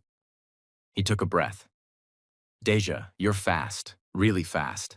Faster than you have any right to be for someone who hasn't trained competitively in 10 years. Coach Torres stepped forward. "He sent me your footage. The security cameras by the pool. He had his people compile it into a highlight reel." Her voice was brisk, no nonsense. "I almost didn't come. I'm retired from active coaching. But then I watched you swim." Deja's heart was pounding. And you're raw, unpolished. Your technique has gaps. Self-taught swimmers always do." Coach Torres paused. "But your instincts are extraordinary. Your feel for the water is something that can't be taught. I've trained Olympians who would kill for your natural proprioception." Deja didn't know what proprioception meant, but she understood the tone. This wasn't pity or charity. This was respect. "I don't understand," she said again, looking at Dave. "Why would you do this?" "Because you deserve it." His voice was simple, direct. "You saved my life. You believed in me when I'd given up on myself. And you've been swimming alone in that pool every morning like it's the only place you feel safe." He paused. "I wanted to give you something that was yours. Something your mother couldn't take away. Something that shows the world what I already know. That you're extraordinary." Deja felt tears prickling at her eyes. She blinked hard, trying to push them back. "I can't accept this," she whispered. "It's too much." "It's not enough," he said. "Nothing would ever be enough. But it's a start." Coach Torres cleared her throat. "I don't mean to interrupt what is clearly a moment, but I have a schedule to maintain. So, Ms. Holloway? Or is it Mrs. Birch now? What do you say? Are you ready to see what you're really capable of?" Deja looked at the pool.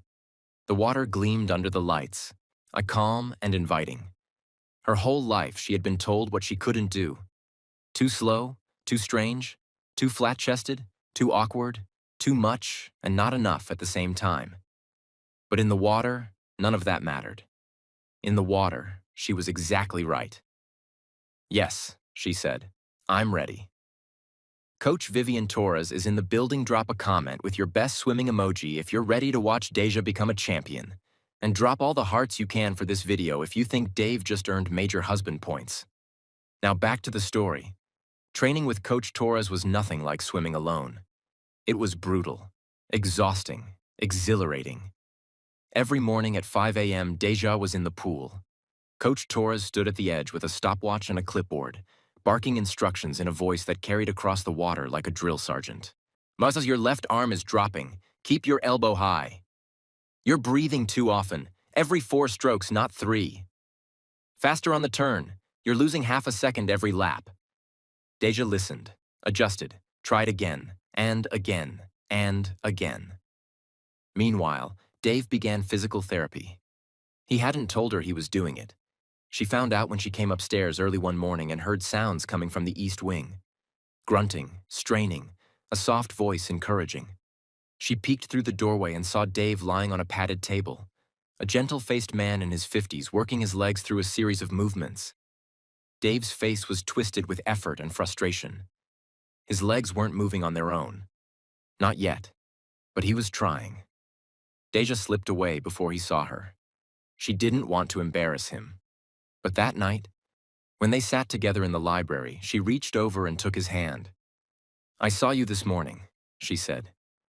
"With the physical therapist." Dave's face flushed. "I didn't want you to know. Not until there was something to show." "Why?" "Because—" He stopped, started again. "Because what if it doesn't work? What if I try and nothing happens? I didn't want you to watch me fail." "You pushed me to swim," Deja said. "You told me I could make the Olympics. How is this different?" "It's different because—" He laughed bitterly. "Because I'm scared, Deja. I'm terrified. For a year I told myself I was done, that this chair was my life now. It was easier to accept that than to hope for something better. And now? And now I have something to hope for." He squeezed her hand. "You. This. Whatever this is between us. I want to be able to stand next to you, to walk with you, to—" His voice cracked. "I want to be whole again. For you." "You're already whole," Deja said. "The chair doesn't change that." "I know, but I still want to try."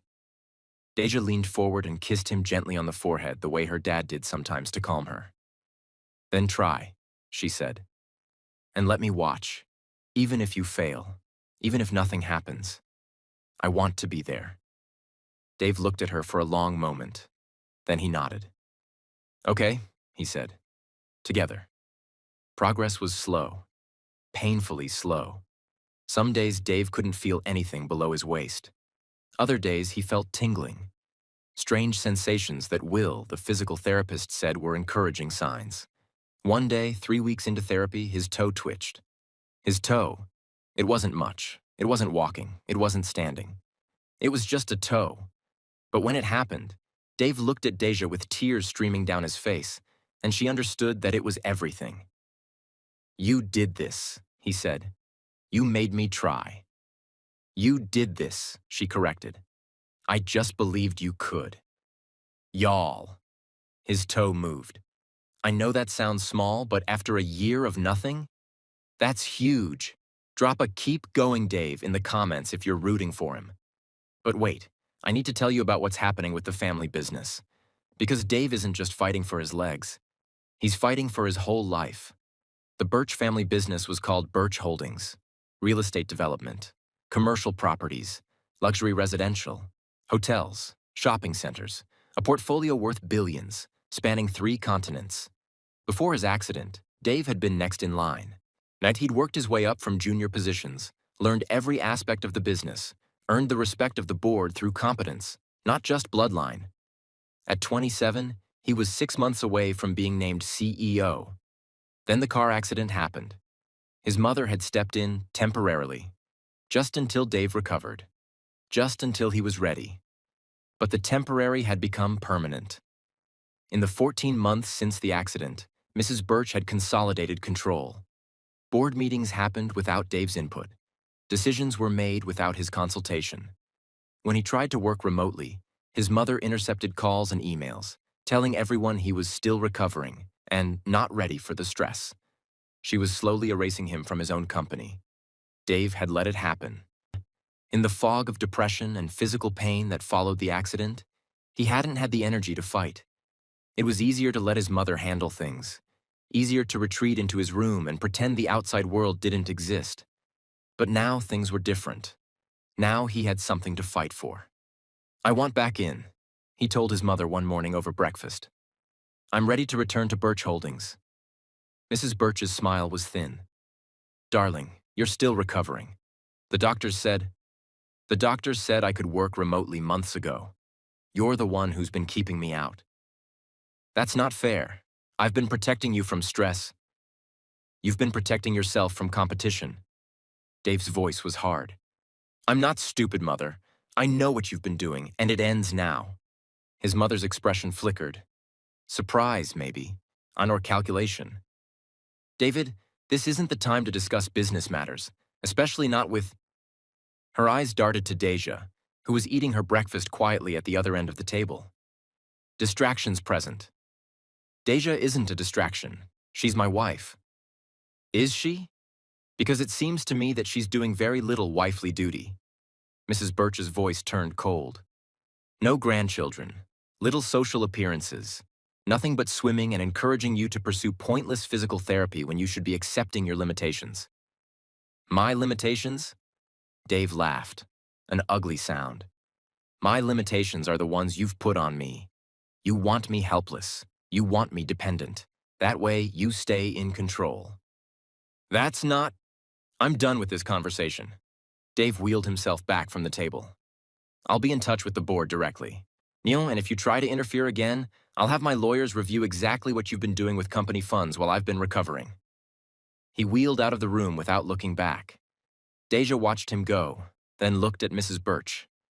The older woman's face was a mask of controlled fury. This is your doing, Mrs. Birch said quietly. You've poisoned him against me. I haven't done anything, Deja said, except believe in him. That's exactly what I mean. Oh, snap. Mrs. Birch is not just a baby-obsessed grandmother. She's been stealing Dave's company from him this whole time. Drop a "Take it back, Dave" in the comments if you're ready for him to reclaim his throne. But hold on, because Mrs. Birch isn't going down without a fight, and she's about to bring in reinforcements. 2 days later, Maria knocked on Deja's door. Ma'am, I'm sorry to disturb you, but there's something you should know. Deja set down the book on swimming techniques she'd been reading. Maria's face was troubled, more troubled than she'd ever seen her. What is it? Maria glanced down the hallway, then stepped inside and closed the door. Mrs. Birch Sr. has invited guests, she said quietly. Your mother and sister. They arrived an hour ago. They're in the small parlor with Mrs. Birch now. Deja felt her stomach drop. My mother is here? And Michelle? Yes, ma'am. I overheard part of their conversation. Maria's hands twisted together nervously. I'm not supposed to eavesdrop, but I was worried. About you. What did they say? Maria hesitated. Then, in a rush. They're planning to have your marriage annulled. Your mother wants to swap you for Michelle. She says Michelle is ready now and understands the opportunity. Mrs. Birch Sr. is considering it. She's very unhappy with how things have been going. Deja felt cold. They can't do that. Dave wouldn't agree. They're not planning to ask him, ma'am. They're talking about... Maria swallowed. Mental incompetence. Your mother said you're not exactly normal, and that a good lawyer could find grounds. Mental incompetence. The words hit Deja like a punch to the chest. Her own mother. Her own mother was planning to have her declared mentally unfit, to throw her away like garbage and replace her with Michelle. Does Dave know? Deja asked. Her voice sounded strange, distant. I'm about to tell him, ma'am. I came to you first because I thought you should hear it from someone who cares about you, before everything gets complicated. Deja looked at Maria, really looked at her. This woman who had been kind from the first day, who brought extra snacks when she knew Deja forgot to eat, who had never once treated her like she was strange or broken. Thank you, Maria, Deja said. You're a good friend. Maria's eyes widened slightly. Surprise, and then warmth.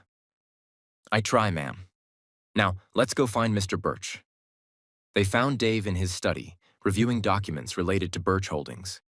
When Maria told him what she'd overheard, his expression went through several stages. Confusion, then disbelief, then cold, hard fury. She invited them here, he said slowly. My mother invited them into this house, behind my back. Yes, sir. To plot against my wife. In my own home. Yes, sir. Dave was silent for a long moment. Then he reached for his phone. What are you doing? Deja asked. Calling security. I want them escorted off the property. Wait. Deja put her hand on his arm. If you throw them out now, they'll just regroup and try again somewhere else. Somewhere we can't see them. Maybe it's better to know what they're planning. Dave looked at her. You want to spy on them? I want to confront them. All of them. Together. So there are no more secrets. No more plotting behind closed doors. Dave considered this. Then he nodded slowly. Okay, but I'm going with you. And if anyone, says a single disrespectful thing to you, they're out. All of them. Including my mother. The small parlor was warm and golden with afternoon light. Mrs. Birch sat in a high-backed chair like a queen holding court. Across from her, Deja's mother Eleanor sat with perfect posture and a satisfied smile. Michelle was perched on a nearby settee, examining her manicure with studied boredom. They all looked up when Dave wheeled in, Deja walking beside him. David. Mrs. Birch's surprise was poorly concealed. I didn't realize you'd be joining us. I'm sure you didn't. Dave's voice was ice. Given that you invited my mother-in-law and sister-in-law into my home without telling me. Your home? Mrs. Birch's eyebrow arched. Last I checked, this was the family estate. My home as much as yours. That's about to change. Dave positioned himself in the center of the room, blocking the only exit. But first, I understand you've been having an interesting conversation about annulments and mental incompetence. Would you like to share with the class? Eleanor's face paled slightly, but she recovered quickly. David, I'm sure there's been some misunderstanding. There's been no misunderstanding. Dave cut her off. I know exactly what you're planning. You want to declare my wife mentally unfit, annul our marriage, and swap her for Michelle. How close am I? Silence. Michelle stopped examining her nails. Mrs. Birch's smile turned brittle. Eleanor's composure cracked, just for a moment. We're concerned, Mrs. Birch said finally. That's all. Deja is a sweet girl, but she's clearly not equipped for the demands of this family. She's odd, difficult. She's been here for over 2 months and still can't remember which fork is for salad. I know which fork is for salad, Deja said quietly. Yeah, I just don't understand why it matters. That's exactly my point. She doesn't understand. She never will. Mrs. Birch turned to Dave. Darling, I only want what's best for you. Michelle is sophisticated, charming.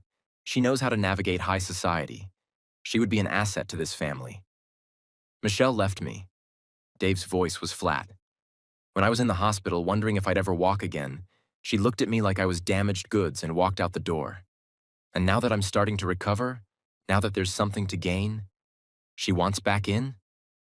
I made a mistake, Michelle said, finally speaking. Her voice was honey-sweet. I was scared, David. The accident was such a shock. But I've had time to think, and I realize now that I should have stood by you. Let me make it up to you. No. David, I said no. Dave reached back and took Deja's hand, pulling her forward so she stood beside him. This is my wife. I chose her. Not because of any arrangement or business deal, because she is the only person who has ever made me feel like I'm worth something since my accident. She's defective, Eleanor spat, finally dropping all pretense of politeness. She always has been. Slow, strange, an embarrassment. Michelle was supposed to be the one. Michelle was supposed to secure this family's future, not... That's enough. The voice came from the doorway. Everyone turned. Richard Holloway stood there, still in his work clothes. A janitor's uniform, Deja realized with a pang. He'd been working as a janitor somewhere, probably multiple jobs just to survive. I'm Richard. Eleanor's face twisted.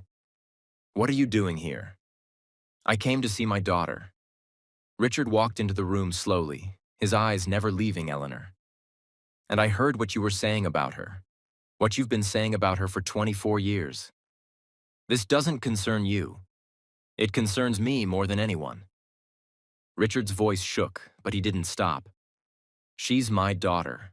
My brilliant, extraordinary daughter. And you've spent her entire life trying to convince her she's broken. She is broken. No. Richard's voice rose. She's not broken. She's different.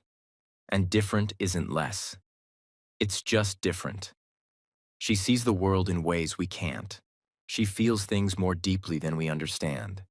And instead of celebrating that, instead of nurturing it, you crushed it. You hid her away. You made her believe she wasn't good enough. Tears were streaming down his face now. I let you do it, he continued. That's my shame. I was too weak, too afraid to stand up to you. But I'm not afraid anymore. Because my daughter found someone who sees her, really sees her, and I'm not going to let you take that away. Fine words from a man who can't even support himself. Eleanor's voice was contemptuous. Where will you go if I decide to kick you out, Richard? You have nothing. No money, no home, no prospects. You need me. No, Dave said. He doesn't. Everyone looked at him. I own a penthouse downtown, Dave said. I bought it years ago, before the accident. My mother insisted I stay here in the family home after everything happened. Said I needed looking after, said it wasn't safe for me to be alone. But the real reason was control. She wanted to keep me where she could manage me. He looked at his mother, and there was something final in his gaze. I'm done being managed. I'm moving out, tonight. And Deja is coming with me. He turned to Richard. Mr. Holloway, Richard, you stood up for my wife. You've been standing up for her in quiet ways her whole life, even when it cost you. I would be honored if you'd come with us. We have room. And frankly, I could use a father figure who isn't trying to control my every move. Richard's mouth opened, closed, opened again. He looked at Deja. Fish stick? Would this be okay? Deja felt tears spilling down her cheeks. Yes, Daddy, yes. Then, Richard straightened his spine. For the first time in years, he looked like the swimmer he'd once been. Strong, determined, ready to race. Then I accept. Thank you, David. Call me Dave. Eleanor stood abruptly. You can't do this. Richard, if you leave, You'll what? Richard turned to face her. Stop paying for my mother's care? That threat only works if I have no other options. I have options now. I'll have you declared mentally incompetent too. The apple doesn't fall far from the tree. Try it. Dave's voice was deadly calm. Try it and see what happens. I have lawyers you've never heard of, resources you can't imagine, and I will bury anyone who tries to hurt my wife or her father. He turned to his mother. That includes you, Mother. This is your one warning. Stay out of my marriage. Stay out of my business. Stay out of my life, or I will make sure you regret it. Mrs. Birch's face was pale with fury. You wouldn't dare. I would. I'm a Birch, remember? We're very good at being ruthless when we need to be. He smiled coldly. You taught me that. He wheeled toward the door. Maria will help you pack what you need, he said to Deja and Richard. We leave in 2 hours. He did that. Dave just told his controlling mother off, gave Deja's dad a home, and announced he's taking his wife and leaving. Drop a high five in the comments if you're standing up and applauding right now, and smash that like button because this couple is winning. 2 hours later, a car pulled away from the Birch estate. Dave sat in the back, his wheelchair folded in the trunk. Deja sat beside him, her hand in his. And in the front passenger seat, Richard Holloway watched the mansion disappear in the side mirror. I can't believe that just happened, Richard said quietly. Neither can I, Deja admitted. Believe it, Dave said. It happened, and it's not going to unhappen. This is our life now, together. He squeezed Deja's hand. The penthouse has 4 bedrooms, he continued. More than enough space. There's a concierge service, a gym, and... He glanced at Deja. A rooftop pool.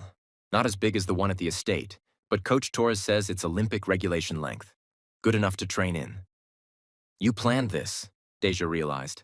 The pool. You already knew we might need to leave. I hoped we wouldn't, but yes, I planned for it, just in case. Richard turned around in his seat to look at them. Dave, son, I don't know how to thank you. You've given me my life back, given me my daughter back. You never lost her, Dave said. She was always yours. She just needed someone to help her find her way home. Deja leaned her head against Dave's shoulder. For the first time in her life, she felt like she was exactly where she was supposed to be. 6 months later, the morning sun poured through the floor-to-ceiling windows of the penthouse, casting golden rectangles across the polished hardwood floors. Deja stood at the kitchen counter, eating her pre-training breakfast. Oatmeal with bananas, exactly as Coach Torres prescribed. She ate slowly, counting each bite, letting the familiar rhythm calm her nerves. Today was the day. Olympic trials, women's 400-meter freestyle. After 6 months of brutal training, early mornings, aching muscles, and pushing her body beyond anything she'd ever imagined, it all came down to today. You're going to wear a hole in that countertop." She turned. Dave stood in the doorway. Stood. He was leaning on a cane, a sleek black thing he'd picked out himself, saying if he had to use one, it might as well look good. But he was standing, on his own 2 feet, something that had seemed impossible 6 months ago. The journey had been brutal. After the toe twitch had come weeks of nothing. Then a flicker in his ankle. Then, 3 months in, he'd managed to bear weight on his legs for exactly 4 seconds before collapsing. He'd cried that day, tears of frustration and hope mixed together. But he'd kept trying. Now he could walk short distances with the cane. Stand for several minutes at a time. The doctors said he might never run as fast as he used to again, if ever. I might always need some support, but they also said they'd never seen anyone work harder or progress faster. "I'm not wearing a hole in anything," Deja said. "I'm eating oatmeal." "You're eating oatmeal while staring at nothing and counting under your breath." Dave made his way carefully across the kitchen, his movements slow but steady. "That means you're nervous." "I'm not nervous." "Deja, you've counted those banana slices 6 times." She looked down at her bowl. He was right. She had. "Okay," she admitted. "Maybe I'm a little nervous." Dave reached her and set his cane against the counter, using the surface to balance himself. Then he took her hands. "You're going to be amazing," he said. "You've trained harder than anyone. Your times are better than they've ever been. Coach Torres says you're peaking at exactly the right moment. What if I choke? What if my legs don't work? What if you win?" Deja blinked. "What?" "You keep listing all the things that could go wrong. What if something goes right instead?" Dave squeezed her hands. "What if you get in that water and do exactly what you've been doing every single day for 6 months? What if your body remembers everything it's been trained to do? What if you touch that wall and look up and see your time and realize you just qualified for the Olympics?" Deja felt tears prickle at her eyes. "That seems statistically unlikely. So did my walking. So did us falling in love. So did everything that's happened since you told me my zipper was open." He smiled. That real smile, the one that still made her chest flutter. "Sometimes the unlikely thing happens, Deja. Sometimes the underdog wins. And today, I think the unlikely thing is going to happen for you." She leaned forward and pressed her forehead against his. "I love you," she said. "I love you too." He kissed her gently. "Now finish your oatmeal. We have a gold medal to win."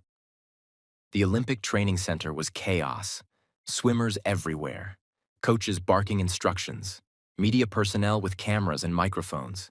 The sharp scent of chlorine cutting through the air. The echo of voices bouncing off the high ceilings. Deja stood in the competitors' area trying to focus. Her racing suit felt tight against her skin. A good tight, the kind that meant speed. Her goggles hung around her neck. Her cap was already on, pressing her hair flat against her skull. Her gym bag sat on the bench beside her.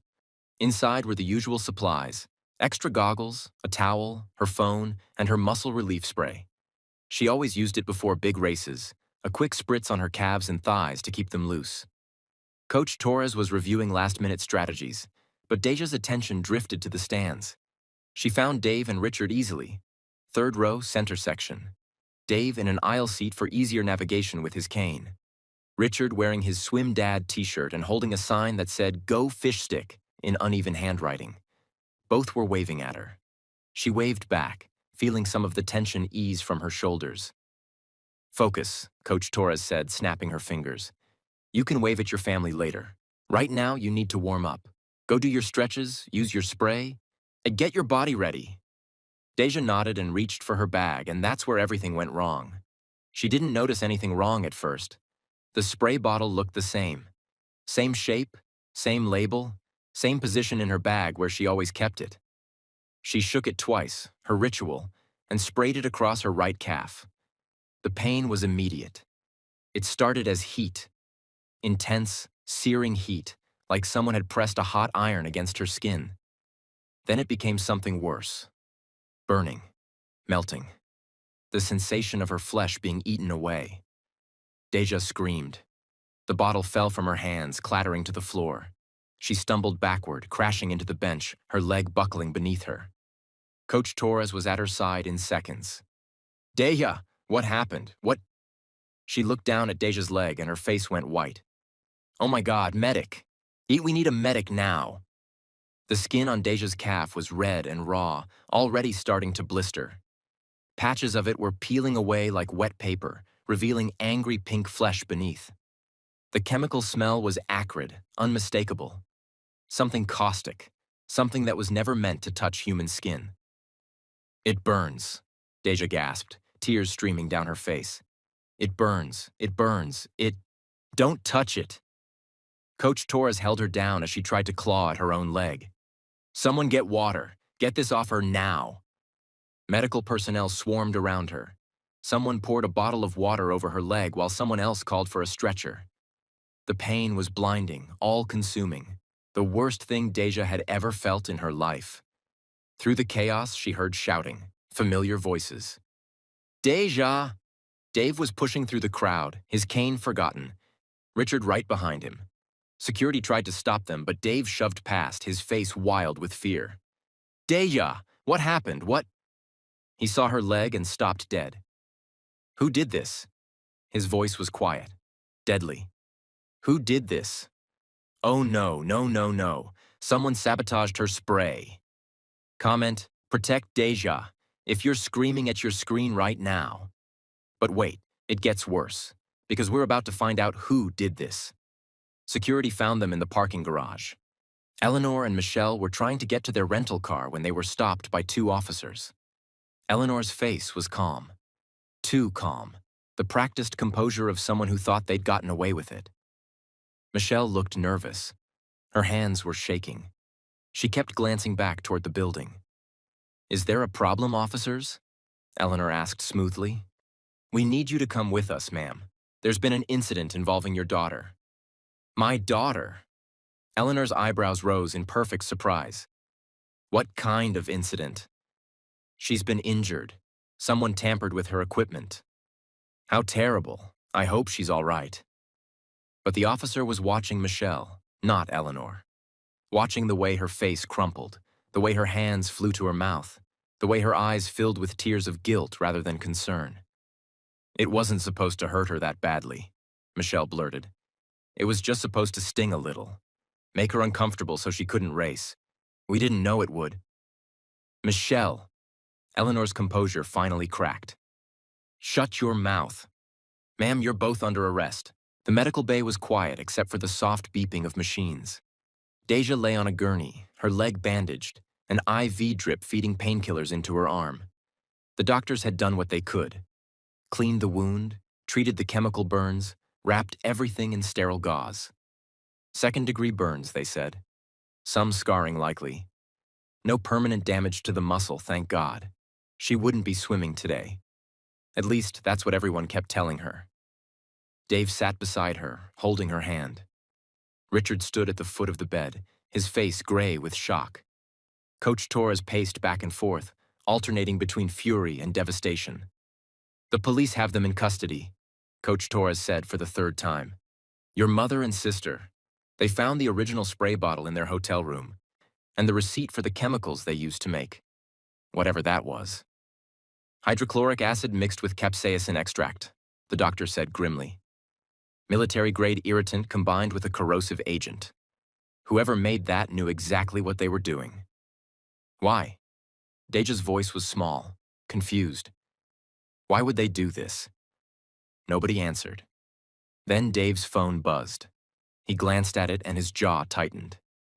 "They're asking if you want to see them," he said quietly. "Before they're processed. The police said you have the right to face your accusers if you want."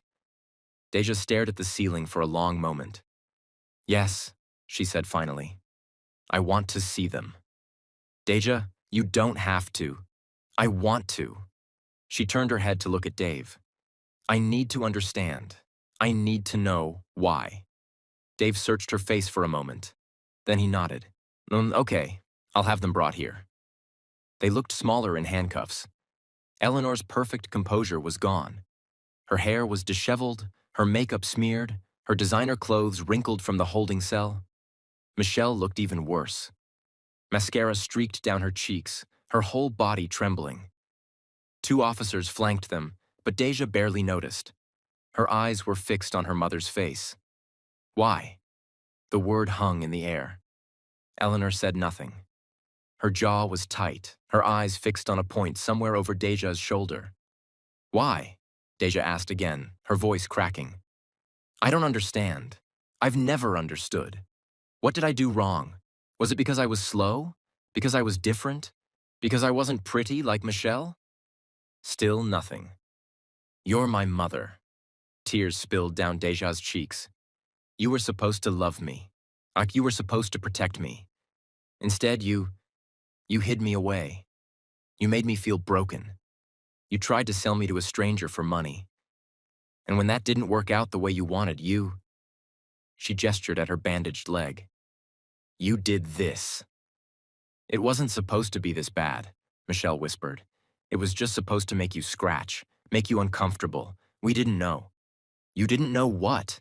That pouring acid on someone's skin would hurt?" Michelle flinched. Deja turned back to Eleanor. "Answer me, please. Just once in my life, answer me honestly." Her voice broke on the last word. "How could you despise your own child just because she didn't turn out the way you wished? How could you hate me this much?" Eleanor's composure crumbled completely. Her expression was ugly, raw, eyes wild with something between fury and anguish, lips pulled back, every line of her face revealing the monster underneath. "You want to know why?" Eleanor's voice was quiet at first, then building. "You really want to know?" "Yes," Deja said. "I've been asking my whole life." "Because you ruined everything." Eleanor's words came out jagged, broken. "From the moment you were born, you ruined everything." Deja stared at her mother, waiting. "I never wanted children," Eleanor said, her voice hollow now. "Not really, but Richard did. Richard wanted a family, a legacy, someone to carry on his precious swimming dream since his knee ruined his own." She laughed bitterly. "So I got pregnant, and I told myself it would be fine. I would have a baby, and it would be beautiful and perfect and easy, and Richard would be happy. And I could go back to my life." Her eyes finally met Deja's. "But then you came out, and from the very first day you were wrong." Deja felt Richard stiffen beside her, but she didn't look away from her mother. "You didn't cry like other babies," Eleanor continued, her voice rising. "You didn't smile at me. You didn't want to be held. You would just stare, with those eyes, like you could see right through me, like you were judging me. I was a baby. You made me feel like a failure," Eleanor was shouting now. "Every developmental milestone you missed. Every time the doctors said you weren't progressing normally. Every teacher who called to say you weren't adjusting. Every parent who looked at me with pity. You were proof, constant living proof, that I wasn't good enough. That I couldn't even produce a normal child." She took a shuddering breath. "So I tried again.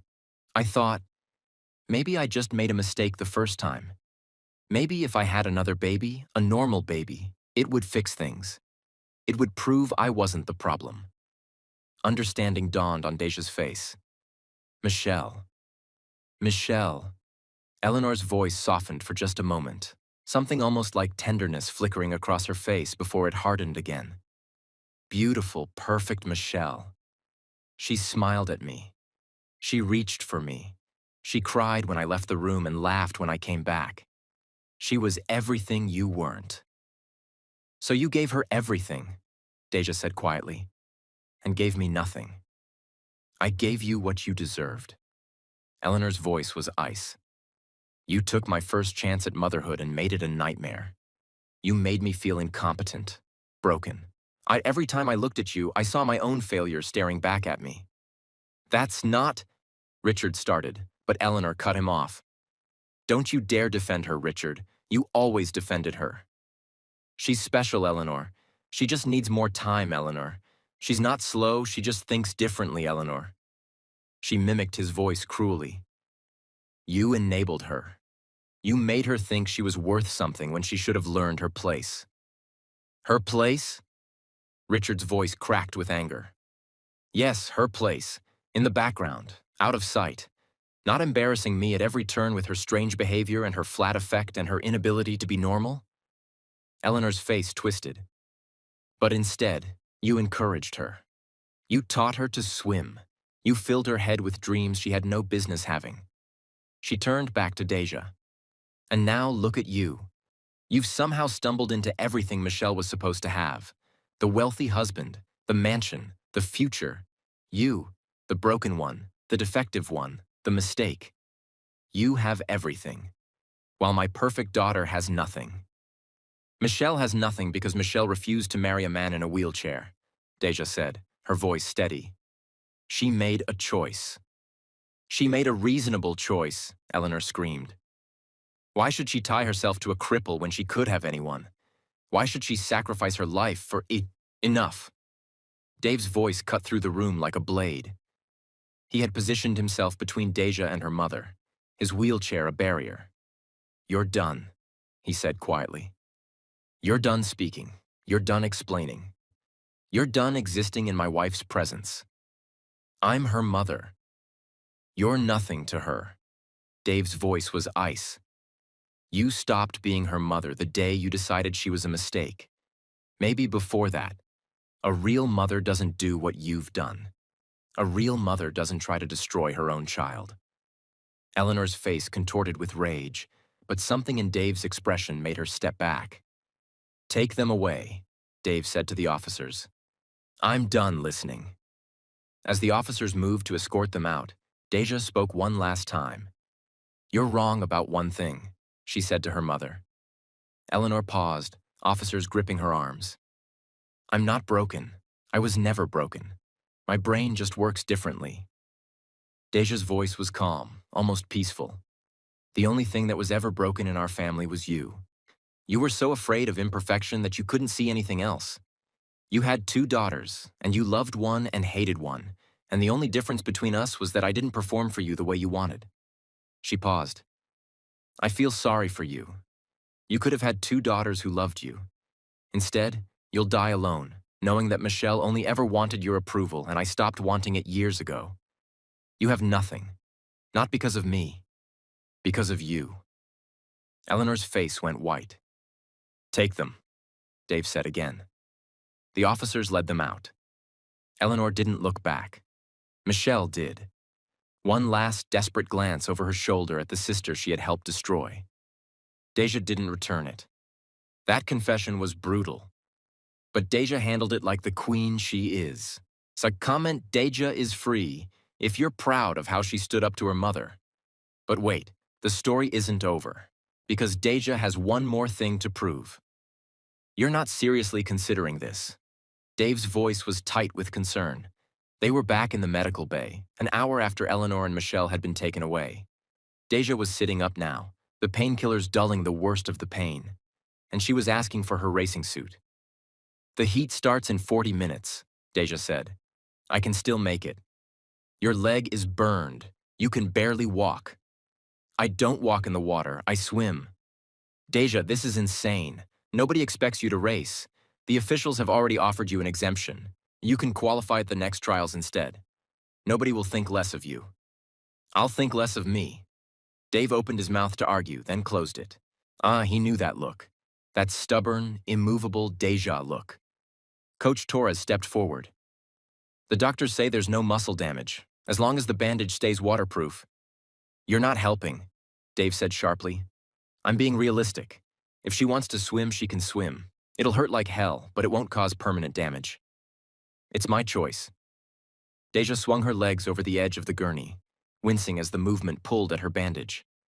I didn't train for 6 months to sit in a medical bay while other people decide my future. I swam through pain my whole life. The pain of being told I wasn't good enough. This, she gestured at her leg. This is just skin. It heals. Dave was quiet for a long moment. Then he said softly, "You're incredible. You know that, all right?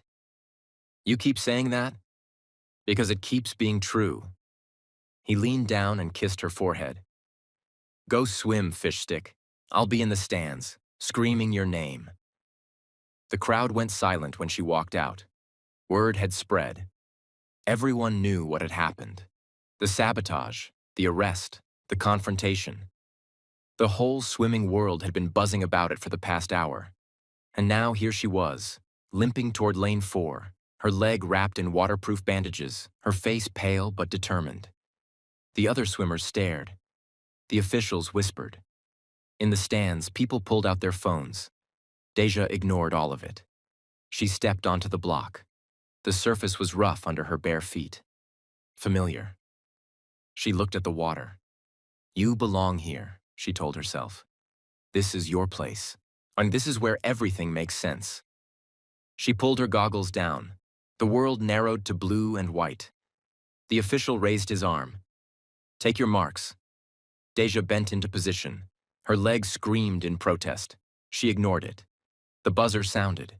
She dove. The water swallowed her whole. For one perfect crystalline moment, everything was silent. No pain, no fear, no mother's voice telling her she was broken. Just her body and the water and the beautiful simplicity of move forward, breathe, move forward, breathe. She surfaced and started stroking. Her leg burned with every kick. The bandage rubbed against the raw skin.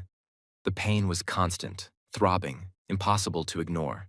She ignored it anyway. 50 meters. Turn, push, surface, stroke, 100 meters. She wasn't in the lead. She could feel it.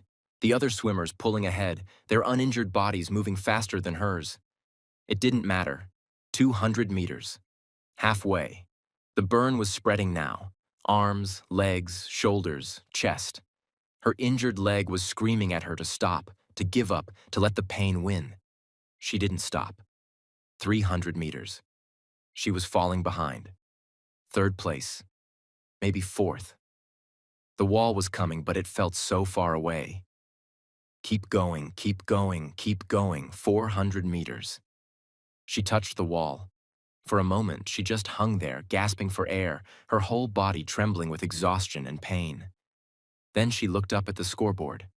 Lane 4, Holloway Birch, Deja, 4 minutes, 7.93 seconds. 3rd place, Olympic qualifying time. 3rd place, not 1st, not 2nd. 3rd, but she'd done it. With a burned leg and a broken heart. She'd done it. She'd qualified. And then the sound hit her. The crowd was on their feet. All of them. Every single person in the stadium was standing, cheering, screaming her name. A standing ovation. For 3rd place. Deja stared up at them, overwhelmed, unable to process what was happening. Then she saw Dave. He was standing too, without his cane, gripping the railing, tears streaming down his face. Richard beside him, sobbing openly, his swim dad shirt soaked with tears. They were both pointing at something. She looked at the big screen above the pool. Her face was there, replayed in slow motion. Her dive, her strokes, her determination. And underneath, a caption. Despite sabotage and burns, Deja Holloway Birch qualifies for Olympics in historic show of resilience. She was already going viral. Standing ovation for 3rd place. The whole stadium is on their feet. Comment legend. If Deja just became the most iconic Olympic story ever. And like this video right now, because we're almost at the end and I need to see those view numbers explode. The media frenzy was unlike anything Deja had ever experienced. Reporters mobbed her as she limped out of the pool. Cameras flashed, microphones were shoved in her face. Questions came from every direction. Deja, how does it feel to qualify after being sabotaged? Deja, what do you say to your mother and sister? Deja, are you the most resilient athlete in Olympic history? She didn't know how to answer any of them. The noise was too much, the lights too bright, everything too overwhelming. Then Dave was there, pushing through the crowd with his cane, like security clearing a path. He reached her side and wrapped an arm around her shoulders. No more questions, he said firmly. She needs medical attention. Just one more. I said no. He guided her away, shielding her from the cameras, getting her to safety. In the quiet of the medical bay, away from the chaos, Deja finally let herself breathe. You did it, Dave said softly. I came in third. You came in third with a burned leg after being sabotaged by your own family. That's not third place. That's legendary. She looked at him, at his proud, tearful, beautiful face, and felt something shift in her chest. I want to go home, she said. Okay, I'll have the car brought around. I'm not done. She took his hand. I want to go home. Our home. The penthouse. Our bed. Dave's eyebrows rose slightly. Okay. And I want to make babies. The words came out blunt, direct. Classic Deja. Dave choked on air. You... what? I want to make babies, she repeated calmly. With you. Tonight. I've decided I'm ready. His face went through several expressions in rapid succession. Shock, confusion, embarrassment, and finally a slow, spreading grin. You're serious. I'm always serious, you know that. Deja, you just raced with a burned leg. You're probably in shock. Maybe we should wait until... I've been waiting my whole life. She looked at him steadily. For someone who sees me. For somewhere I belong. For something that's mine. I found all of that with you. And now I want to build something with you, a family, a real one. Not like... She paused. Not like what I had. Dave's expression softened. He reached out and cupped her face in his hands. Are you sure? I counted the reasons why I should wait. Then I counted the reasons why I shouldn't. The second list was longer. He laughed. That warm, surprised laugh she loved. Only you would make a pro-con list about having children. It was a thorough list. I can show you the spreadsheet. Maybe later. He leaned in and kissed her softly. Let's go home. She said she wants to make babies. Comment about time if you've been waiting for this moment. Now let's see what happens at home. The penthouse was quiet when they arrived. Richard had gone to his own room, tactfully giving them privacy. Maria had left fresh flowers on the kitchen counter and a bottle of champagne in an ice bucket, as if she'd known somehow that tonight was special. But Deja stood in the bedroom doorway, looking at the bed. It was new, bought a few weeks ago to replace the cloudy, too-soft mattress that had come with the penthouse. This one was firm and springy, exactly the way Deja liked it. She'd tested 14 mattresses before choosing this one.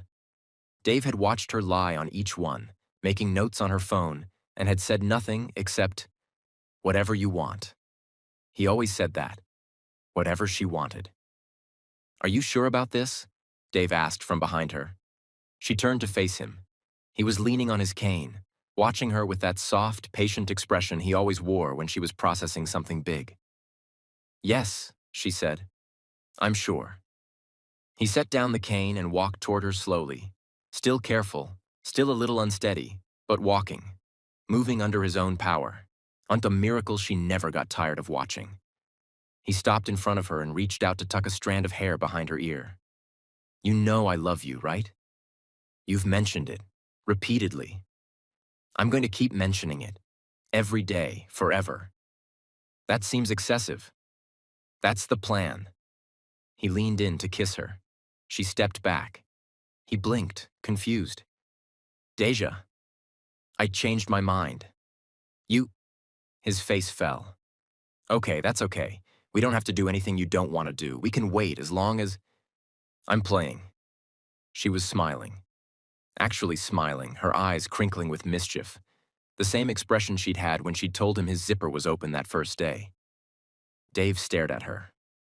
"You're playing? I read that people do this. They play. Before. It's called flirting or teasing? Like, I'm not sure of the exact terminology. You're teasing me? Is it working?" Dave's expression shifted. The concern melted away, replaced by something warmer.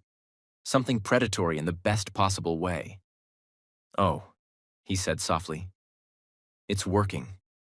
He took a step toward her. She took a step back. "You'll have to catch me first," she said. And then she ran. The penthouse was not designed for chasing. There were expensive vases on pedestals, glass coffee tables, floor-to-ceiling windows that probably cost more than most cars. One wrong move and something priceless would shatter. Neither of them cared. Deja darted around the couch, her bare feet slapping against the hardwood floors. Her leg throbbed. The bandage was still there, the burn still healing. But the painkillers had dulled the worst of it, and the adrenaline was handling the rest. "You know I'm going to catch you," Dave called, circling the other way. "I didn't do 6 months of physical therapy to lose a foot race to my own wife. Your cane is by the bed. I don't need the cane. Your legs are shaking. They're shaking because I'm excited. Very different." She laughed, a real laugh, bright and surprised, and ducked around the kitchen island. Dave followed. He was slower than her, his movements still careful, but there was determination in his face. And something else. Something she'd never seen before. Joy. Pure, unfiltered joy. "Come here," he said. "No? Deja? Make me." His grin widened. Challenge accepted. He feinted left. She went right. He anticipated it. Apparently 6 months of watching her swim had taught him something about her movement patterns. And his hand caught her wrist. She squeaked. Actually squeaked. A sound she'd never made before in her life. "Gotcha," Dave said. She tried to pull away. He held firm. "No fair," she protested. "You're stronger than me. Should have thought of that before you started running." He pulled her toward him slowly, giving her every chance to pull away if she wanted to. She didn't want to. "Hi," he said softly when she was close enough to feel his breath on her face. "Hi. I caught you. You caught me. What do I win?" She pretended to think about it. "A firm and springy mattress? I made sure to get one without the cloudy stuff." "The cloudy stuff was terrible." "I know. I did extensive research." "I noticed. You spent 3 weeks on mattress reviews." "It was important. Everything is important to you." He kissed her forehead. "That's one of the things I love about you." She melted into him, letting him hold her weight, trusting him completely. "I'm nervous," she admitted. "Me too." "Really?" "Really." He pulled back to look at her face. "I've never done this with someone I actually love. Someone who matters. It's terrifying. Statistically, billions of people have done this successfully. The odds are in our favor. Only you would cite statistics right now. Is that bad?" "It's perfect."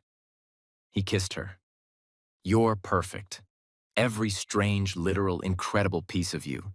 You're so beautiful, Deja." She kissed him back. Deeper this time, more confident. "Take me to bed," she said against his mouth. "The firm and springy one." "Yes, ma'am." He swept her up in his arms, his legs wobbling slightly but holding, and carried her to the bedroom. The door closed behind them. 2 years later, the photograph hung in the living room of the penthouse. In it, Deja stood on an Olympic podium, a gold medal around her neck. Tokyo, her second Olympics. The moment she'd finally proved to the world, and to herself, that she was extraordinary. World record, gold medal, the first openly autistic woman to win Olympic gold in swimming. Beside that photo was another one. Deja and Dave on their wedding anniversary renewal ceremony, Scout the golden retriever between them, Richard making bunny ears behind Dave's head. And next to that, A third photo. Deja in a hospital bed, exhausted but smiling, holding a tiny bundle wrapped in yellow. The baby's name was Lily. She had Dave's eyes and Deja's chin and a full head of dark hair that stuck up in every direction. She was 3 months old now, and she was the most perfect thing either of them had ever seen. Richard was her official godfather. He'd cried when they asked him. He'd also cried at Deja's gold medal ceremony and at the wedding renewal. And when he'd been officially appointed as Deja's financial manager, handling the sponsorship deals and endorsement contracts that had flooded in after the Olympics. He cried a lot these days. Happy tears, always. Maria was now with them. No longer an employee, but family. She had her own room in the penthouse and spent most of her time spoiling Lily with handmade baby clothes and off-key lullabies. Scout had adjusted to the new addition with surprising grace. She slept outside Lily's nursery door every night like a furry guardian. And Dave? Dave walked now. Really walked, without a cane, without support. Some stiffness in cold weather, as the doctors had predicted, but nothing that stopped him from living a full life. He'd reclaimed his position at Birch Holdings, restructured the company, and forced his mother into retirement. Mrs. Birch lived in a smaller house now, alone, her power and influence reduced to nothing. She'd tried to reach out several times, but Dave had refused every attempt. He wasn't the type to forgive easily, and some things couldn't be forgiven. Eleanor and Michelle were in prison. Attempted assault with a caustic substance. 5 to 7 years, the judge had said. They'd be out eventually. But by then, Deja wouldn't care. They were no longer part of her story. Now Deja stood at the window of the penthouse, Lily cradled against her chest, watching the city lights below. Dave came up behind her, wrapping his arms around both of them. "What are you thinking about?" he asked. "Everything." She leaned back into him. "That day at the hospital, the white dress, you telling me you were supposed to marry someone else? Worst day of my life, turned into the best thing that ever happened to me. For me too." They stood there in silence for a long moment. Then Deja said, "Your zipper is open." Dave looked down. It wasn't. He looked back up at her, and she was smiling. That real smile. The one that had taken him months to earn. "That wasn't funny the first time," he said. "It was a little funny. It was mortifying. Also funny." He laughed, pulling her and Lily closer, pressing a kiss to her temple. "I love you," he said. "Both of you. So much it terrifies me." That's statistically normal. Parents often report feeling, "I'm going to kiss you now to make you stop citing statistics." That seems like an effective strategy. He kissed her. Lily gurgled happily between them. Scout barked from the other room, demanding attention. They ignored her. They had all the time in the world. "We did it, y'all. We finished the story. From that awkward first meeting to Olympic gold to babies, what a journey. I need you to do 3 things right now. 1. Drop a comment telling me your favorite moment from this entire series. Was it the pool rescue? The confrontation with Eleanor? The chase scene? The zipper callback? Let me know. 2. Like this video and all the previous videos. Let's make this story go mega viral. 3. Share this with someone who needs a good love story. Someone who needs to hear that being different isn't being broken. Someone who needs to know that happy endings are possible. And finally, subscribe and hit that notification bell if you're not already, because I have more stories coming. More underdogs, more love, more triumph, more face-slapping revenge on villains who deserve it. Thank you for going on this journey with me. Thank you for believing in Deja when the world told her she was broken. Thank you for rooting for Dave when he wanted to give up. Thank you for crying with Richard and cheering for their family. You're all incredible. Yes, you. Listening to this right now. Don't let anyone tell you otherwise. Until next time, this is Funtime Folk Tales.